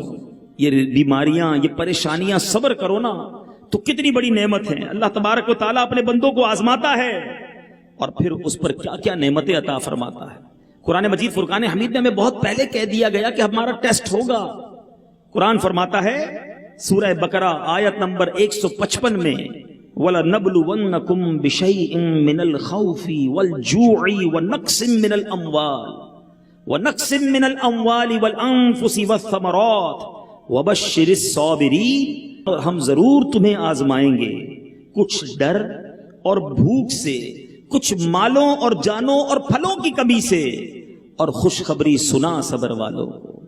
یہ ٹیسٹ ہوتا ہے ہمارا. بیماری آتی ہے، مال کم ہو جائے گا، صحت میں کمی آئے گی، واقعی نقصان ہوگا. یہی تو ٹیسٹ تھا نا. مگر اس امتحان میں لوگ ناکام ہو جاتے ہیں، واویلا کرتے ہیں، شکوہ کرتے ہیں، بلکہ معاذ اللہ اتنا آگے بڑھ جاتے ہیں کہ اس شکوے شکایات میں کفر یا کلمے بھی کہہ جاتے ہیں. ایک مصیبت تو بیماری کی آئی تھی، اس سے بڑی مصیبت یہ آئی کہ ایمان بھی چلا گیا. نہ کرو شکوہ، نہ کرو شکایت، صبر کرو، اللہ تمہیں اس کا بہت بہترین اجر عطا فرمائے گا. پیارے آقا علیہ الصلوۃ والسلام کی حدیث پاک سنیے. نبی پاک علیہ الصلوۃ والسلام ایک بار صحابہ کے پاس آئے، ارشاد فرمایا تمہارے ایمان کی علامت کیا ہے؟ پیارے آقا نے پہلے سوال کیا کہ کیا تم سب مومن ہو؟ تو امیر المومنین فاروق اعظم نے عرض کی جی ہاں یا رسول اللہ. فرمایا بتاؤ ایمان کی علامت کیا ہے؟ میں آپ سے بھی سوال کروں کون کون مومن ہے؟ سب کہیں گے ہم مومن ہیں، مسلمان ہیں. اب بتاؤ ایمان کی علامت کیا ہے؟ پیارے آقا نے صحابہ سے یہی سوال کیا. صحابہ عرض کرتے حضور آزمائش کے وقت ہم صبر کرتے ہیں، اللہ کے فیصلے پر راضی رہتے ہیں، جب اچھے حالات ہوتے ہیں تو اللہ کا شکر ادا کرتے ہیں. نبی پاک نے فرمایا رب کعبہ کی قسم تم مومن ہو. یہ تین چیزیں اب نوٹ کر لو. آسانی آئے، فراخی آئے، رزق بڑھ جائے تو شکر کرنا چاہیے، تنگی آ جائے، مشکل آئے تو صبر کرنا چاہیے. اللہ کی طرف سے ہمارے لیے کوئی فیصلہ ہو تو اس پر راضی رہنا چاہیے. یہ مومن کی نشانی ہے. ہم ہر جگہ الٹا کر رہے ہیں. اب سنیے گا ذرا, اللہ آسانی دے تو کیا کرنا ہے؟ شکر کرنا ہے. کیا کرنا ہے؟ ہم کیا کرتے ہیں؟ بندہ غریب ہو تو تھوڑے گناہ, پیسے بڑھتے جاتے ہیں, گناہ بھی بڑھتے جاتے ہیں, عیاشیاں بھی بڑھتی جاتی ہیں. خود سوچو یار, جو رب دے رہا ہے, عطائیں دے رہا ہے, وہ عطائیں بڑھاتا ہے, ہم خطائیں بڑھاتے ہیں. ہونا کیا چاہیے تھا؟ اللہ عطائیں بڑھاتا, ہم سجدے بڑھاتے, ہم صدقہ بڑھاتے, ہم نماز بڑھاتے. یا اللہ تو نے مجھے نوازا, میں تیرا اور شکر ادا کروں گا. مگر ہم وہ بدقسمت ہیں کہ جتنی نعمتیں بڑھتی جاتی ہیں اتنے گناہ بڑھتے جاتے ہیں. مشکل آتی ہے تو صبر کرنا چاہیے تھا, مشکل آتی ہے تو ناشکری کرتے ہیں, شکوے کرتے ہیں. اور جب اللہ کی طرف سے کوئی آزمائش, کوئی فیصلہ آ جائے تو اس پر بھی راضی نہیں رہتے. تینوں کام الٹ ہیں ہمارے. اے میرے میٹھے اسلامی بھائیوں, ہمیں اپنی عادت بدلنی ہے. ہم نے صابر بننا ہے. صبر والوں کے ساتھ کیسی کیسی برکتیں ہیں, سنتے جائیے اور ایمان تازہ کرتے جائیے. پیارے آقا علیہ الصلوۃ والسلام فرماتے ہیں کہ رب ارشاد فرماتا ہے, حدیث قدسی ہے, کہ جب میں اپنے بندے کو کسی بیماری میں مبتلا کروں, اگر کوئی مجھے بیمار سن رہا ہے نا تو غور سے سننا.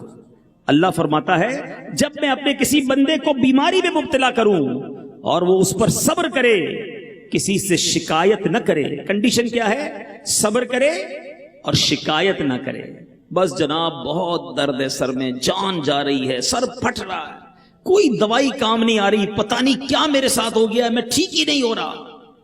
شکایت نہیں تو اور کیا ہے؟ صبر کرے اور شکایت نہ کرے. اللہ فرماتا ہے سنو, وہ دے گا کیا تمہیں؟ ارشاد فرماتا ہے میں اس کے گوشت کو اچھے گوشت سے, اس کے خون کو اچھے خون سے بدل دیتا ہوں. پھر میں اگر اسے شفا دیتا ہوں تو ایسی شفا دیتا ہوں کہ اس کے نامہ اعمال میں کوئی گناہ باقی نہیں رہتا. اور اگر اس دوران اس کا انتقال ہو جائے تو میں اسے اپنی رحمت کاملہ کے سائے میں لے جاتا ہوں. یہ ہے صبر کا فائدہ. بیماری تو نعمت تھی نا, صبر کرتا تو گناہ ہی معاف ہو جاتے. مگر ہائے میری بے صبری, ہائے ہمارا واویلا, دنیا بھر کو بتانا ہے. آپ سوچئے, اللہ مجھ سے اور آپ سے بڑی محبت فرماتا ہے. اللہ 70 ماؤں سے زیادہ چاہنے والا ہے. وہ رب کریم جب بھی کوئی آزمائش بھیجتا ہے اس کے پیچھے اس کی حکمتیں ہیں. ہمارے درجے بڑھنے ہیں, ہمارے گناہ معاف ہونے ہیں, ہمارا ثواب بڑھنا ہے. مگر ہم اس آزمائش میں فیل ہو جاتے ہیں, ہم اس تکلیف پہ صبر نہیں کرتے. سنو, نبی پاک علیہ الصلوۃ والسلام فرماتے ہیں جب میں اپنے کسی بندے کے بدن پر, اس کے مال پر یا اس کی اولاد پر کوئی سختی بھیجوں, سنو وہ شخص جس کا کاروبار ڈاؤن جا رہا ہے, سنو میرے وہ بھائی جس کی اولاد بیمار ہے, سنے میرا وہ بھائی جو خود بیمار ہے, حدیث پاک سنا رہا ہوں, جس بندے کے بدن پر, اس کے مال پر, اس کی اولاد پر کوئی سختی بھیجوں, پھر وہ صبر جمیل کے ساتھ اس کا استقبال کرے, تو قیامت کے دن مجھے حیا آئے گی کہ اس کے لیے میزان قائم کروں اور اس کا نامہ اعمال کھولوں. نامہ اعمال ہی نہ کھلے. اب فیصلہ کر لو, تھوڑی سی بیماری آئی ہے, تھوڑا کاروبار کم ہوا ہے, میں صبر کر لوں اور قیامت کے دن میرا نامہ اعمال نہ کھلے. یہ سودا مہنگا تو نہیں ہے نا, ہے میزان عمل پر بخشا جاؤں, اس سے بڑی کون سی نعمت ہے؟ تو کیوں کرتے ہیں شکوے, کیوں کرتے ہیں شکایت, کیوں نہیں کرتے صبر؟ اے میرے میٹھے اسلامی بھائیوں, آپ اللہ کے فیصلوں پر راضی رہنا سیکھیے. اور بزرگان دین کا انداز بتاتا ہوں. حضرت فتح موصلی رحمت اللہ تعالی علیہ کی زوجہ محترمہ, ایک بار آپ کو ٹھوکر لگی, آپ کا ناخن ٹوٹ گیا.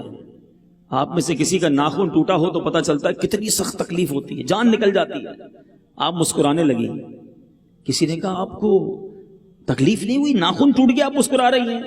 فرماتی تکلیف تو بڑی ہوئی, مگر اس تکلیف پر صبر کرنے کا جو مجھے ثواب ملنا ہے اس کا سوچنے لگی تو میرے چہرے پہ مسکراہٹ آ گئی. یہ بزرگان دین تکلیف پر بھی مسکراتے تھے کہ صبر کا موقع مل گیا.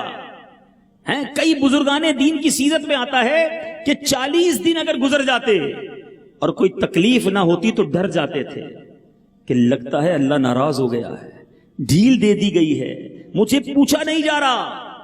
یہ اللہ والوں کا طریقہ ہے. وہ مشکل میں خوش ہوا کرتے تھے کہ چلو صبر کا ثواب ملنے والا ہے, اور ہمیں تھوڑی سی مشکل آ جائے ہم بے صبری کر جاتے ہیں, ہم شکوے شکایات سب کو بتاتے ہیں. نہ کریں ایسا. آج ایسے بھی اگر مجھے اسلامی بھائی اور مدنی چینل پر اسلامی بہنیں سن رہی ہیں کہ جن کے بچوں کا انتقال ہو گیا ہو، چھوٹے بچے چلے جاتے ہیں دنیا سے، تکلیف ہوتی ہے ماں باپ کو، مگر اس میں بھی اتنا باویلا، اتنا شور، اتنی بری باتیں کرتے ہیں اور بعض اوقات کفریہ کلمات بک جاتے ہیں۔ ایسا نہ کریں، سنیں اس میں کتنی بڑی برکت اور کتنی بڑی فضیلت ہے۔ پیارے آقا علیہ الصلوۃ والسلام نے فرمایا جس مسلمان جوڑے کے 3 بچے انتقال کر جائیں، اللہ عز و جل ان بچوں پر فضل و رحمت کرتے ہوئے دونوں کو جنت میں داخل کر دے گا۔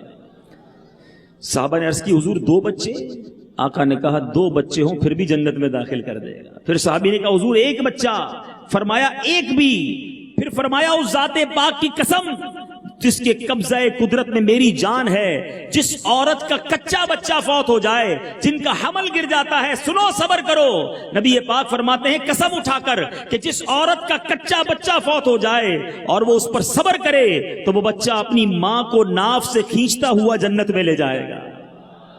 ارے یہ تو جنت کا سامان آیا تھا اور تم نے چیخیں مار کر، لوگوں کو بتا کر، اللہ کی بارگاہ میں شکوے کر کے ایسے ایسے جملے کہتے ہیں جو جملے عموماً ہمارے گھروں میں کہہ دیے جاتے ہیں۔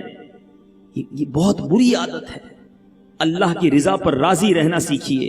اے میرے میٹھے اسلامی بھائیوں، پیارے آقا علیہ الصلوۃ والسلام فرماتے ہیں جو مصیبت کے وقت انا للہ و انا الیہ راجعون کہتا ہے تو اللہ عز و جل اس کی پریشانی دور فرما دیتا ہے اور اس کے کام کا انجام اچھا فرماتا ہے اور اسے ایسا بدل عطا فرماتا ہے جس پر وہ راضی ہو جاتا ہے۔ تو اے میرے میٹھے اسلامی بھائیوں، آج غوث پاک کی سیرت سے، اچھا میں سید سخی سلطان عبد الوہاب شاہ جیلانی رحمۃ اللہ تعالی کی سیرت پڑھ رہا تھا تو ایک کتاب میں لکھا تھا کہ آپ کا ایک ہی بیٹا تھا اور اس صاحبزادے کا انتقال بھی 15-16 سال کی عمر میں ہو گیا۔ جوان بیٹا جس کا مر جائے کتنی تکلیف ہوتی ہے، مگر یہ اللہ والوں کو آزمایا جاتا تھا، اللہ والوں کا امتحان لیا جاتا تھا۔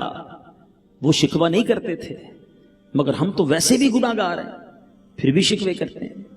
اچھا بعض اوقات انسان کے ذہن میں خیال آتا ہے کہ یار ایک بات سمجھ نہیں آتی، میں تو نماز بھی پڑھتا ہوں، روزے بھی رکھتا ہوں، زکوٰۃ بھی دیتا ہوں، حج بھی کرتا ہوں، میرا پڑوسی ہے ایک وقت کی نماز نہیں پڑھتا، سارا دن گناہ کرتا ہے، روزی بھی اس کی حرام ہے، اس کو کوئی پرابلم نہیں آتی، میری مصیبتیں کم نہیں ہو رہی ہیں۔ یہ بھی بعضوں کا شیطان وسوسہ ڈالتا ہے، آؤ جس وسوسے کی بھی کاٹ کر لیتے ہیں۔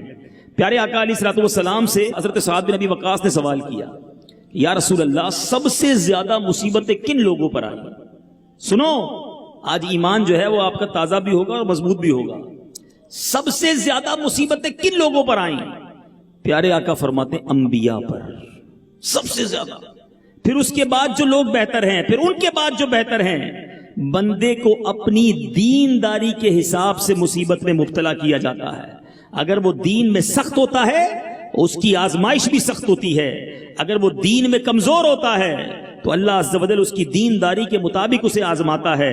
بندہ مصیبت میں مبتلا ہوتا رہتا ہے یہاں تک کہ اس کے دنیا میں سارے گناہ بخش دیے جاتے ہیں۔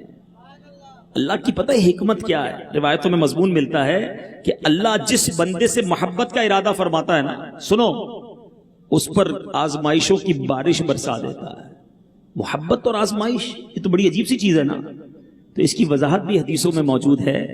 رب کی رضا یہ ہے کہ میرے بندے سے دنیا میں جو غلطیاں ہو گئی ہیں میں آزمائش بھیجوں، وہ صبر کرے، اس صبر کی وجہ سے اس کے گناہ معاف ہو جائیں، میرا بندہ میرے پاس آئے تو گناہوں سے پاک آئے، اسے جنت میں داخل کر دے۔ تو اب ذرا سوچئے، مصیبت، پریشانی، بیماری، پیسوں کا نقصان، کاروبار کا نقصان، یہ سارے میرے درجے بلند کرنے آیا تھا، مگر میں نے صبر نہ کیا اور اس امتحان سے فیل ہو گیا۔ صبر کیجیے۔ ایک روایت میں نے پڑھی کہ اللہ کی بارگاہ میں بندے کا ایک مقام لکھا ہوتا ہے، ٹھیک ہے؟ اب وہ بندہ اپنے عمل سے اس مقام تک نہیں پہنچ پا رہا ہوتا، ایسے روزے، نمازیں، عبادتیں نہیں ہوتی، مگر اللہ چاہتا ہے یہاں تک پہنچ جائے۔ تو روایتوں کے الفاظ ہیں اللہ اس پر آزمائش بھیجتا ہے، پریشانی بھیجتا ہے، وہ صبر کرتا ہے اور اس مقام پر پہنچ جاتا ہے۔ لیکن سوچو ہم کیا کرتے ہیں؟ تو اے میرے میٹھے اسلامی بھائیوں، اللہ کے فیصلوں پر یقین کرنا سیکھیں۔ بعض اوقات خیال آتا ہے کہ یار مزار پہ جا کر بھی دعا مانگی، میں نے تو مکے شریف جا کر بھی دعا مانگی، فلاں پیر صاحب سے بھی دعا کروائی، میری دعا قبول نہیں ہوئی، میری مصیبت ٹلی نہیں۔ اے میرے میٹھے اسلامی بھائیوں، ہمیشہ اپنے رب پر بھروسہ کرنا. اگر آپ سے کوئی مصیبت نہیں ٹالی جا رہی نا، اسی میں بہتری ہوگی، اسی میں ہمارے لیے بھلائی ہوگی. میں آپ کو ایک مثال کے ذریعے سمجھاتا ہوں، توجہ رکھیے گا. ایک مثال کے ذریعے سمجھاتا ہوں. آپ کا ایک چھوٹا بھائی ہو اور اس کا گلا خراب ہو، یا چھوٹا بیٹا ہو، ٹونسلز ہو جائیں یا فلو ہو جائے، بخار ہو جائے، اور وہ رونے لگے مجھے آئس کریم کھانی ہے، میں نے ٹھنڈا پانی پینا ہے، ٹھنڈا برف والا شربت پینا ہے. آپ پلائیں گے؟ جواب دیجئے. نہیں پلائیں گے. اچھا وہ رونے لگے پھر بھی نہیں پلائیں گے؟ کوئی دوست آپ کا دیکھ رہا ہو کہ یار کیسے ظالم والد ہو یار، بچہ رو رہا ہے آپ آئس کریم نہیں کھلا رہے، بچہ رو رہا ہے آپ شربت بھی نہیں پلا رہے، آپ کیا جواب دیں گے؟ بھائی مجھے پتا ہے اس کو کب کیا دینا ہے، ابھی دوں گا تو اس کا بخار بڑھ جائے گا، اس کا گلا خراب ہو جائے گا، یہی جواب دو گے نا؟ اب دل پر ہاتھ رکھ کے میری بات سننا، تم والد ہو، تم کو پتا ہے بچے کو کب کیا دینا ہے. میرے مالک کو نہیں پتا مجھے کب کیا دینا ہے. میں رو رہا ہوں یا اللہ بیٹا دے دے، میں رو رہا ہوں یا اللہ کاروبار میں برکت دے دے، میں رو رہا ہوں یا اللہ مجھے اپنا مکان دے دے، نہیں مل رہا. رب پر بھروسہ رکھو، یہی میرے لیے اچھا ہے. ہو سکتا ہے بیٹا ملنا ہو اور اسی بیٹے نے مار کر مجھے گھر سے نکالنا ہو. نہیں ہے ایسے بیٹے؟ پوچھو ان ماں باپ سے جن کو اولڈ ہاؤس میں بچے ڈال کر آئے ہیں، وہ سوچتے ہوں گے بچہ نہ ہی ہوتا تو اچھا تھا. سوچو، مال بڑی نعمت ہے، کیا پتا میرا پیسہ بڑھنا تھا اور میرا ایمان جانا تھا. اللہ نے مجھے مال ہی نہیں دیا تاکہ میرا ایمان سلامت رہ جائے. رب پر بھروسہ کرنا تو سیکھو نا. تو مصیبتیں آتی ہیں، پریشانیاں آتی ہیں، ہم نے صبر کا دامن تھامنا ہے. آپ صبر کرو، رب کی رحمت آپ کے ساتھ ہوگی. سیدی غوث اعظم کے صبر کا عالم آپ نے سنا. اب آؤ پیرانے پیر کی عبادت کا کیا عالم تھا. غوث پاک اس غربت میں، اس عالم فقیری میں بھی کیسی عبادت کرتے تھے. فرماتے تھے رات بھر عبادت کرنی ہوتی، نیند بڑی آتی تھی، میں نے دیوار سے ایک کھوٹی باندھی، اس کھوٹی سے رسی لگائی، اپنے گرد باندھ لی، ساری رات کھڑا رہتا عبادت کرنے کے لیے. جب تھوڑی سی نیند آتی، جھٹکا کھاتا، وہ رسی کھچتی، میری آنکھ کھل جاتی. فرماتے ہیں میں نے 40 سال تک عشاء کے وضو سے فجر کی نماز ادا کی ہے. اے غوث پاک کے چاہنے والوں، اولاد غوث کے در پہ آئے ہیں. یہ وہ لوگ ہیں جو 40 سال تک عشاء کے وضو سے فجر پڑھے، اور اولیاء کا چاہنے والا نہ عشاء پڑھے نہ فجر پڑھے. بتاؤ نا یہ کیسی محبت ہے. ہم ساری زندگی 11ویں کھاتے ہیں، بالکل کھائیں گے، مگر نیازی ہیں اس سے پہلے نمازی ہیں. ہمارے غوث تو نمازی تھے نا، نماز سکھانے والے، اور ہم نمازیں قضا کر دیتے. بہت سارے ایسے نمازی ملتے ہیں کہتے ہیں 4 نمازیں ہو جاتی ہیں، فجر میں آنکھ نہیں کھلتی. اول تو پڑھتے نہیں. کچھ تو ایسے جو کہتے ہیں سارا دن کام میں مصروف ہوتا ہوں، رات کو ساری ایک ساتھ پڑھ لیتا ہوں. تو ان سے میرا سوال ہے کہ اتنے مصروف ہوتے ہو تو رات ہی کو ناشتہ کیا کرو، رات ہی کو دوپہر کا کھانا بھی کھا لیا کرو، ڈاکٹر نے پورے دن کی جو دوائیں دی ہیں وہ بھی رات کو کھا لیا کرو. تو آپ کہیں گے نہیں بھائی دوائی کا ٹائم ہوتا ہے، نہیں کھائیں گے تو صحت خراب ہو جائے گی. دوائی ٹائم پہ کھانی ہے، ناشتہ ٹائم پہ کرنا ہے، دوپہر کا کھانا ٹائم پہ کھانا ہے. نماز تم کو ساری ایک ساتھ پڑھنی ہے. سوچئے یہ کیسی اولیاء کرام کی محبت ہے. سب سے پہلا فرض نماز ہے. اے میرے میٹھے اسلامی بھائیوں، جان بوجھ کر جو ایک نماز قضا کر دے گا، نبی پاک فرماتے جس حدیث کا مضمون ہے اس کا نام جہنم کے دروازے پر لکھ دیا جائے. پیارے آقا نے انگلیوں کو اس طرح ملا کر حدیث میں بتایا. کبھی عید کے دن ہوا ہوگا کوئی پہلوان سا آدمی گلے ملے، زور سے دبائے تو چیخ نکل جاتی ہے کہ پسلی نہ ٹوٹ جائے. بھائی پیارے آقا نے انگلیوں کا اشارہ کر کے بتایا کہ جو بے نمازی ہوگا اس کو قبر اس طرح دبائے گی کہ اس کی پسلیاں ٹوٹ پھوٹ کر ایک دوسرے میں پیوست ہو جائیں گے. نماز چھوڑ دیتے ہیں ہم. لوگ کہتے ہیں صبح آنکھ نہیں کھلتی. ان سب سے سوال ہے جن کی صبح آنکھ نہیں کھلتی کہ کبھی ایسا ہوا تمہاری صبح 6 بجے کی ٹرین ہو، آپ کہیں آنکھ نہیں کھلی، چلی گئی ٹرین، 4 بجے سے اسٹیشن پہنچ جاتے ہیں. دوستوں نے کہا یار رات 3 بجے نکلنا ہے پکنک کے لیے، خوشی میں رات ہی نیند نہیں آئی. یار دوست نکل نہ جائیں بغیر بتائے. کبھی کسی کی فلائٹ مس ہوئی ہے صبح 7 بجے کی، یہ کہے یار نیند نہیں آئی. نہ فلائٹ مس ہوتی ہے، نہ بس مس ہوتی ہے، نہ ٹرین مس ہوتی ہے. کبھی سیٹ کہہ دے صبح 8 بجے آفس آ جانا، بہت ضروری کام ہے، خبردار جو نہیں آئے تو بندہ 7:45 بجے کھڑا ہوگا. تمہیں سیٹ کی بات یاد آتی ہے، تمہیں رب کا حکم یاد نہیں آتا. کہتے ہو آنکھ نہیں کھلی. پتہ اس کی وجہ کیا ہے آنکھ کیوں نہیں کھلتی؟ اس کی وجہ یہ ہے کہ سب چیزوں کی اہمیت ہے تمہارے نزدیک، نماز کی اہمیت نہیں ہے. پوچھو ان نمازیوں سے جو نمازی ہیں، ان کو رات اس ٹینشن میں نیند نہیں آتی فجر نہ چلی جائے. اللہ کی رحمت سے ان کی جتنی دیر سے بھی سوئے فجر میں آنکھ کھلتی ہے، کیونکہ ان کے نزدیک اہمیت ہے فجر کی. کیسے چلی جائے میری نماز؟ میں غوث کا ماننے والا، میں قادری، میں غوث پاک کا مرید، جو عشاء کے وضو سے 40 سال تک فجر پڑھے۔ آؤ میرے میٹھے اسلامی بھائیوں، آج یہ نیت کر کے جانا ہے، آج کے بعد میری کوئی نماز قضا نہیں ہوگی۔ ایسا نہیں، ایسا نعرہ لگاؤ مردود شیطان ادھر سے بھاگ جائے، آج کے بعد کوئی نماز قضا نہیں ہوگی۔ اب آؤ غوث پاک کی ایک اور پیاری عادت، پیران پیر فرماتے ہیں میں 15 سال تک روزانہ قرآن پاک ختم کرتا رہا، ڈیلی ایک قرآن۔ بڑی محبت ہے نا غوث پاک سے، بالکل ہونی چاہیے، سچی پکی محبت کرنی ہے۔ آج پیران پیر روز پورا قرآن پڑھیں، اور قادری کہلانے والے کو قرآن پڑھنا ہی نہ ہے، پڑھنا تو دور کی بات ہے۔ بہت بڑی تعداد ہے ہماری جن کو تلفظ کے ساتھ، تجوید کے ساتھ قرآن پڑھنا ہی نہیں آتا۔ اب سوچئے کتنی زندگی گزر گئی، میں نے قرآن ہی نہیں سیکھا۔ موٹر سائیکل چلانا سیکھ لی، گاڑی چلانا سیکھ لی، ہر سال نیا موبائل لیتے ہیں، اس کے سارے سافٹ ویئر سیکھ جاتے ہیں۔ گاڑی پہلے چابی والی تھی وہ بھی چلا لی، اب ریموٹ والی بھی چلا لی۔ کیسے سیکھی بھائی؟ بس دوستوں کو پکڑتا ہوں، ان کو کہتا ہوں بتاؤ یار کیسے کھلے گی، بند کیسے ہوگی، اس کا جناب پیٹرول کا بٹن کدھر ہے، سوئچ کون سا یہ بتا دو۔ سب سیکھ لیتا ہے بندہ، کیوں؟ ضروری سمجھتا ہے۔ آپ نے قرآن کو ضروری سمجھا ہی نہیں ہے، ورنہ 5 سال کا بچہ بھی پڑھنا چاہے تو پڑھ بھی لیتا ہے، پورا حفظ بھی کر لیتا ہے۔ قرآن کو ضروری نہیں سمجھا۔ جب مسلمان قرآن کے بغیر بھی جیتا ہے، حدیث پاک کا مضمون ہے جس دل میں کچھ قرآن نہیں وہ ویران مکان کی مانند ہے۔ مگر بڑی تعداد ہماری قرآن پڑھنا نہیں جانتی، پڑھنا جانتی ہے تو پڑھتی نہیں ہے، پورا سال قرآن نہیں کھولتے ہیں۔ ایسا نہ کریں میٹھے اسلامی بھائی، قرآن کی روزانہ تلاوت کریں اور صحیح طریقے سے تلاوت کریں۔ اچھا جب ہم ایسی بات کرتے ہیں نا کہ قرآن صحیح پڑھنا چاہیے، نہیں پڑھیں گے تو گناہ ملے گا، تو کچھ لوگ کہتے ہیں یار یہ بڑی مشکل باتیں کرتے ہیں، اتنا تھوڑی ہوتا ہے، اللہ معاف کرنے والا ہے، تھوڑا بہت تو چلتا ہے۔ پہلے میں آپ کو عربی کی سینسٹیوٹی بتا دیتا ہوں اور پھر آپ ہی کی زبان میں آپ کو اس کا مطلب بھی بتاتا ہوں۔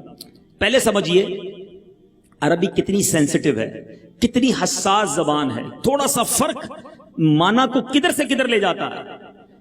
ہم روز ہی پڑھتے ہیں نا صراط الذین انعمت علیہم، سورہ فاتحہ میں پڑھتے ہیں نا، ان لوگوں کے راستے پر چلا جن پر تیرا انعام ہوا، انعمت علیہم۔ اگر کوئی پڑھ لے انعمت علیہم، تا کی جگہ تو پڑھ لے، صبر کی جگہ پیش پڑھ لے، تھوڑا ہی فرق ہے نا۔ پتہ ہے معنی کیا بن جائے گا؟ ان لوگوں کے راستے اور ان لوگوں کا راستہ جن پر میں نے انعام کیا۔ اللہ کے انعام کی بات ہو رہی ہے، اب بندہ کہہ رہا ہے میں نے انعام کیا، نماز ہوگی اس کی، ثواب ملے گا اس کو۔ قل هو اللہ احد، کہو کہ اللہ ایک ہے، احد۔ اگر کوئی کہتا ہے احد، ہا کی جگہ پڑتا ہے ہا، سننے میں تو اتنا فرق نہیں ہے احد اور احد میں، سنو معنی کیا بن جائے گا۔ احد کے معنی ایک ہے، احد کے معنی بزدل ہے۔ اب جو اللہ کو یہ کہے گا کیا اس کی نماز ہوگی؟ اس کو قرآن فائدہ دے گا؟ کچھ روایتوں کا مضمون ہے کہ کچھ قرآن پڑھنے والے ایسے ہیں جن پر قرآن خود لعنت کرتا ہے۔ اچھا پھر شیطان بھی تو ہے نا، وہ کہے گا جناب یار یہ ایسا تھوڑی ہوتا ہے، تھوڑا ہی تو فرق ہے، پڑھ تو لیتے ہیں نا، اللہ معاف کرنے والا ہے۔ چلو میں اب یہ سائنس نے نا بڑے کام آسان کر دی ہیں۔ پہلے لوگوں کو کرامت سمجھ نہیں آتی تھی، غوث پاک فرماتے نظر تو الی بلاد اللہ جمعا کخردلۃ علی حکم اتصالی، میں اللہ کے شہروں کو ایسے دیکھتا ہوں جیسے رائی کا دانہ میری ہتھیلی پر موجود ہے۔ ہاں چاہنے والے تو شروع سے مانتے تھے، مگر جن کو سمجھ نہیں آتی تھی ان کو آج کے موبائل فون نے سمجھا دیا ہے۔ 5000 6000 کا موبائل لے لو، اس میں 200 روپے کا انٹرنیٹ ڈلوا لو اور گوگل پر سرچ کرو تو پوری دنیا ہاتھ میں یوں نظر آنے لگ جاتی ہے۔ تمہیں 5000 کا موبائل دکھا دے، غوث پاک کا روحانی کنیکشن دکھا دے تو کیا مسئلہ ہے؟ ہاں بڑا آسان ہو گیا کرامت سمجھنا ہے۔ تو اب جو کہتے ہیں نا یار چلتا ہے تھوڑا بہت تو فرق ہے، اب میں آپ سے سوال کرتا ہوں، اب میری بات صحیح سمجھ آ جائے گی آپ کو کہ قرآن صحیح پڑھنا کس لیے اور کتنا ضروری ہے۔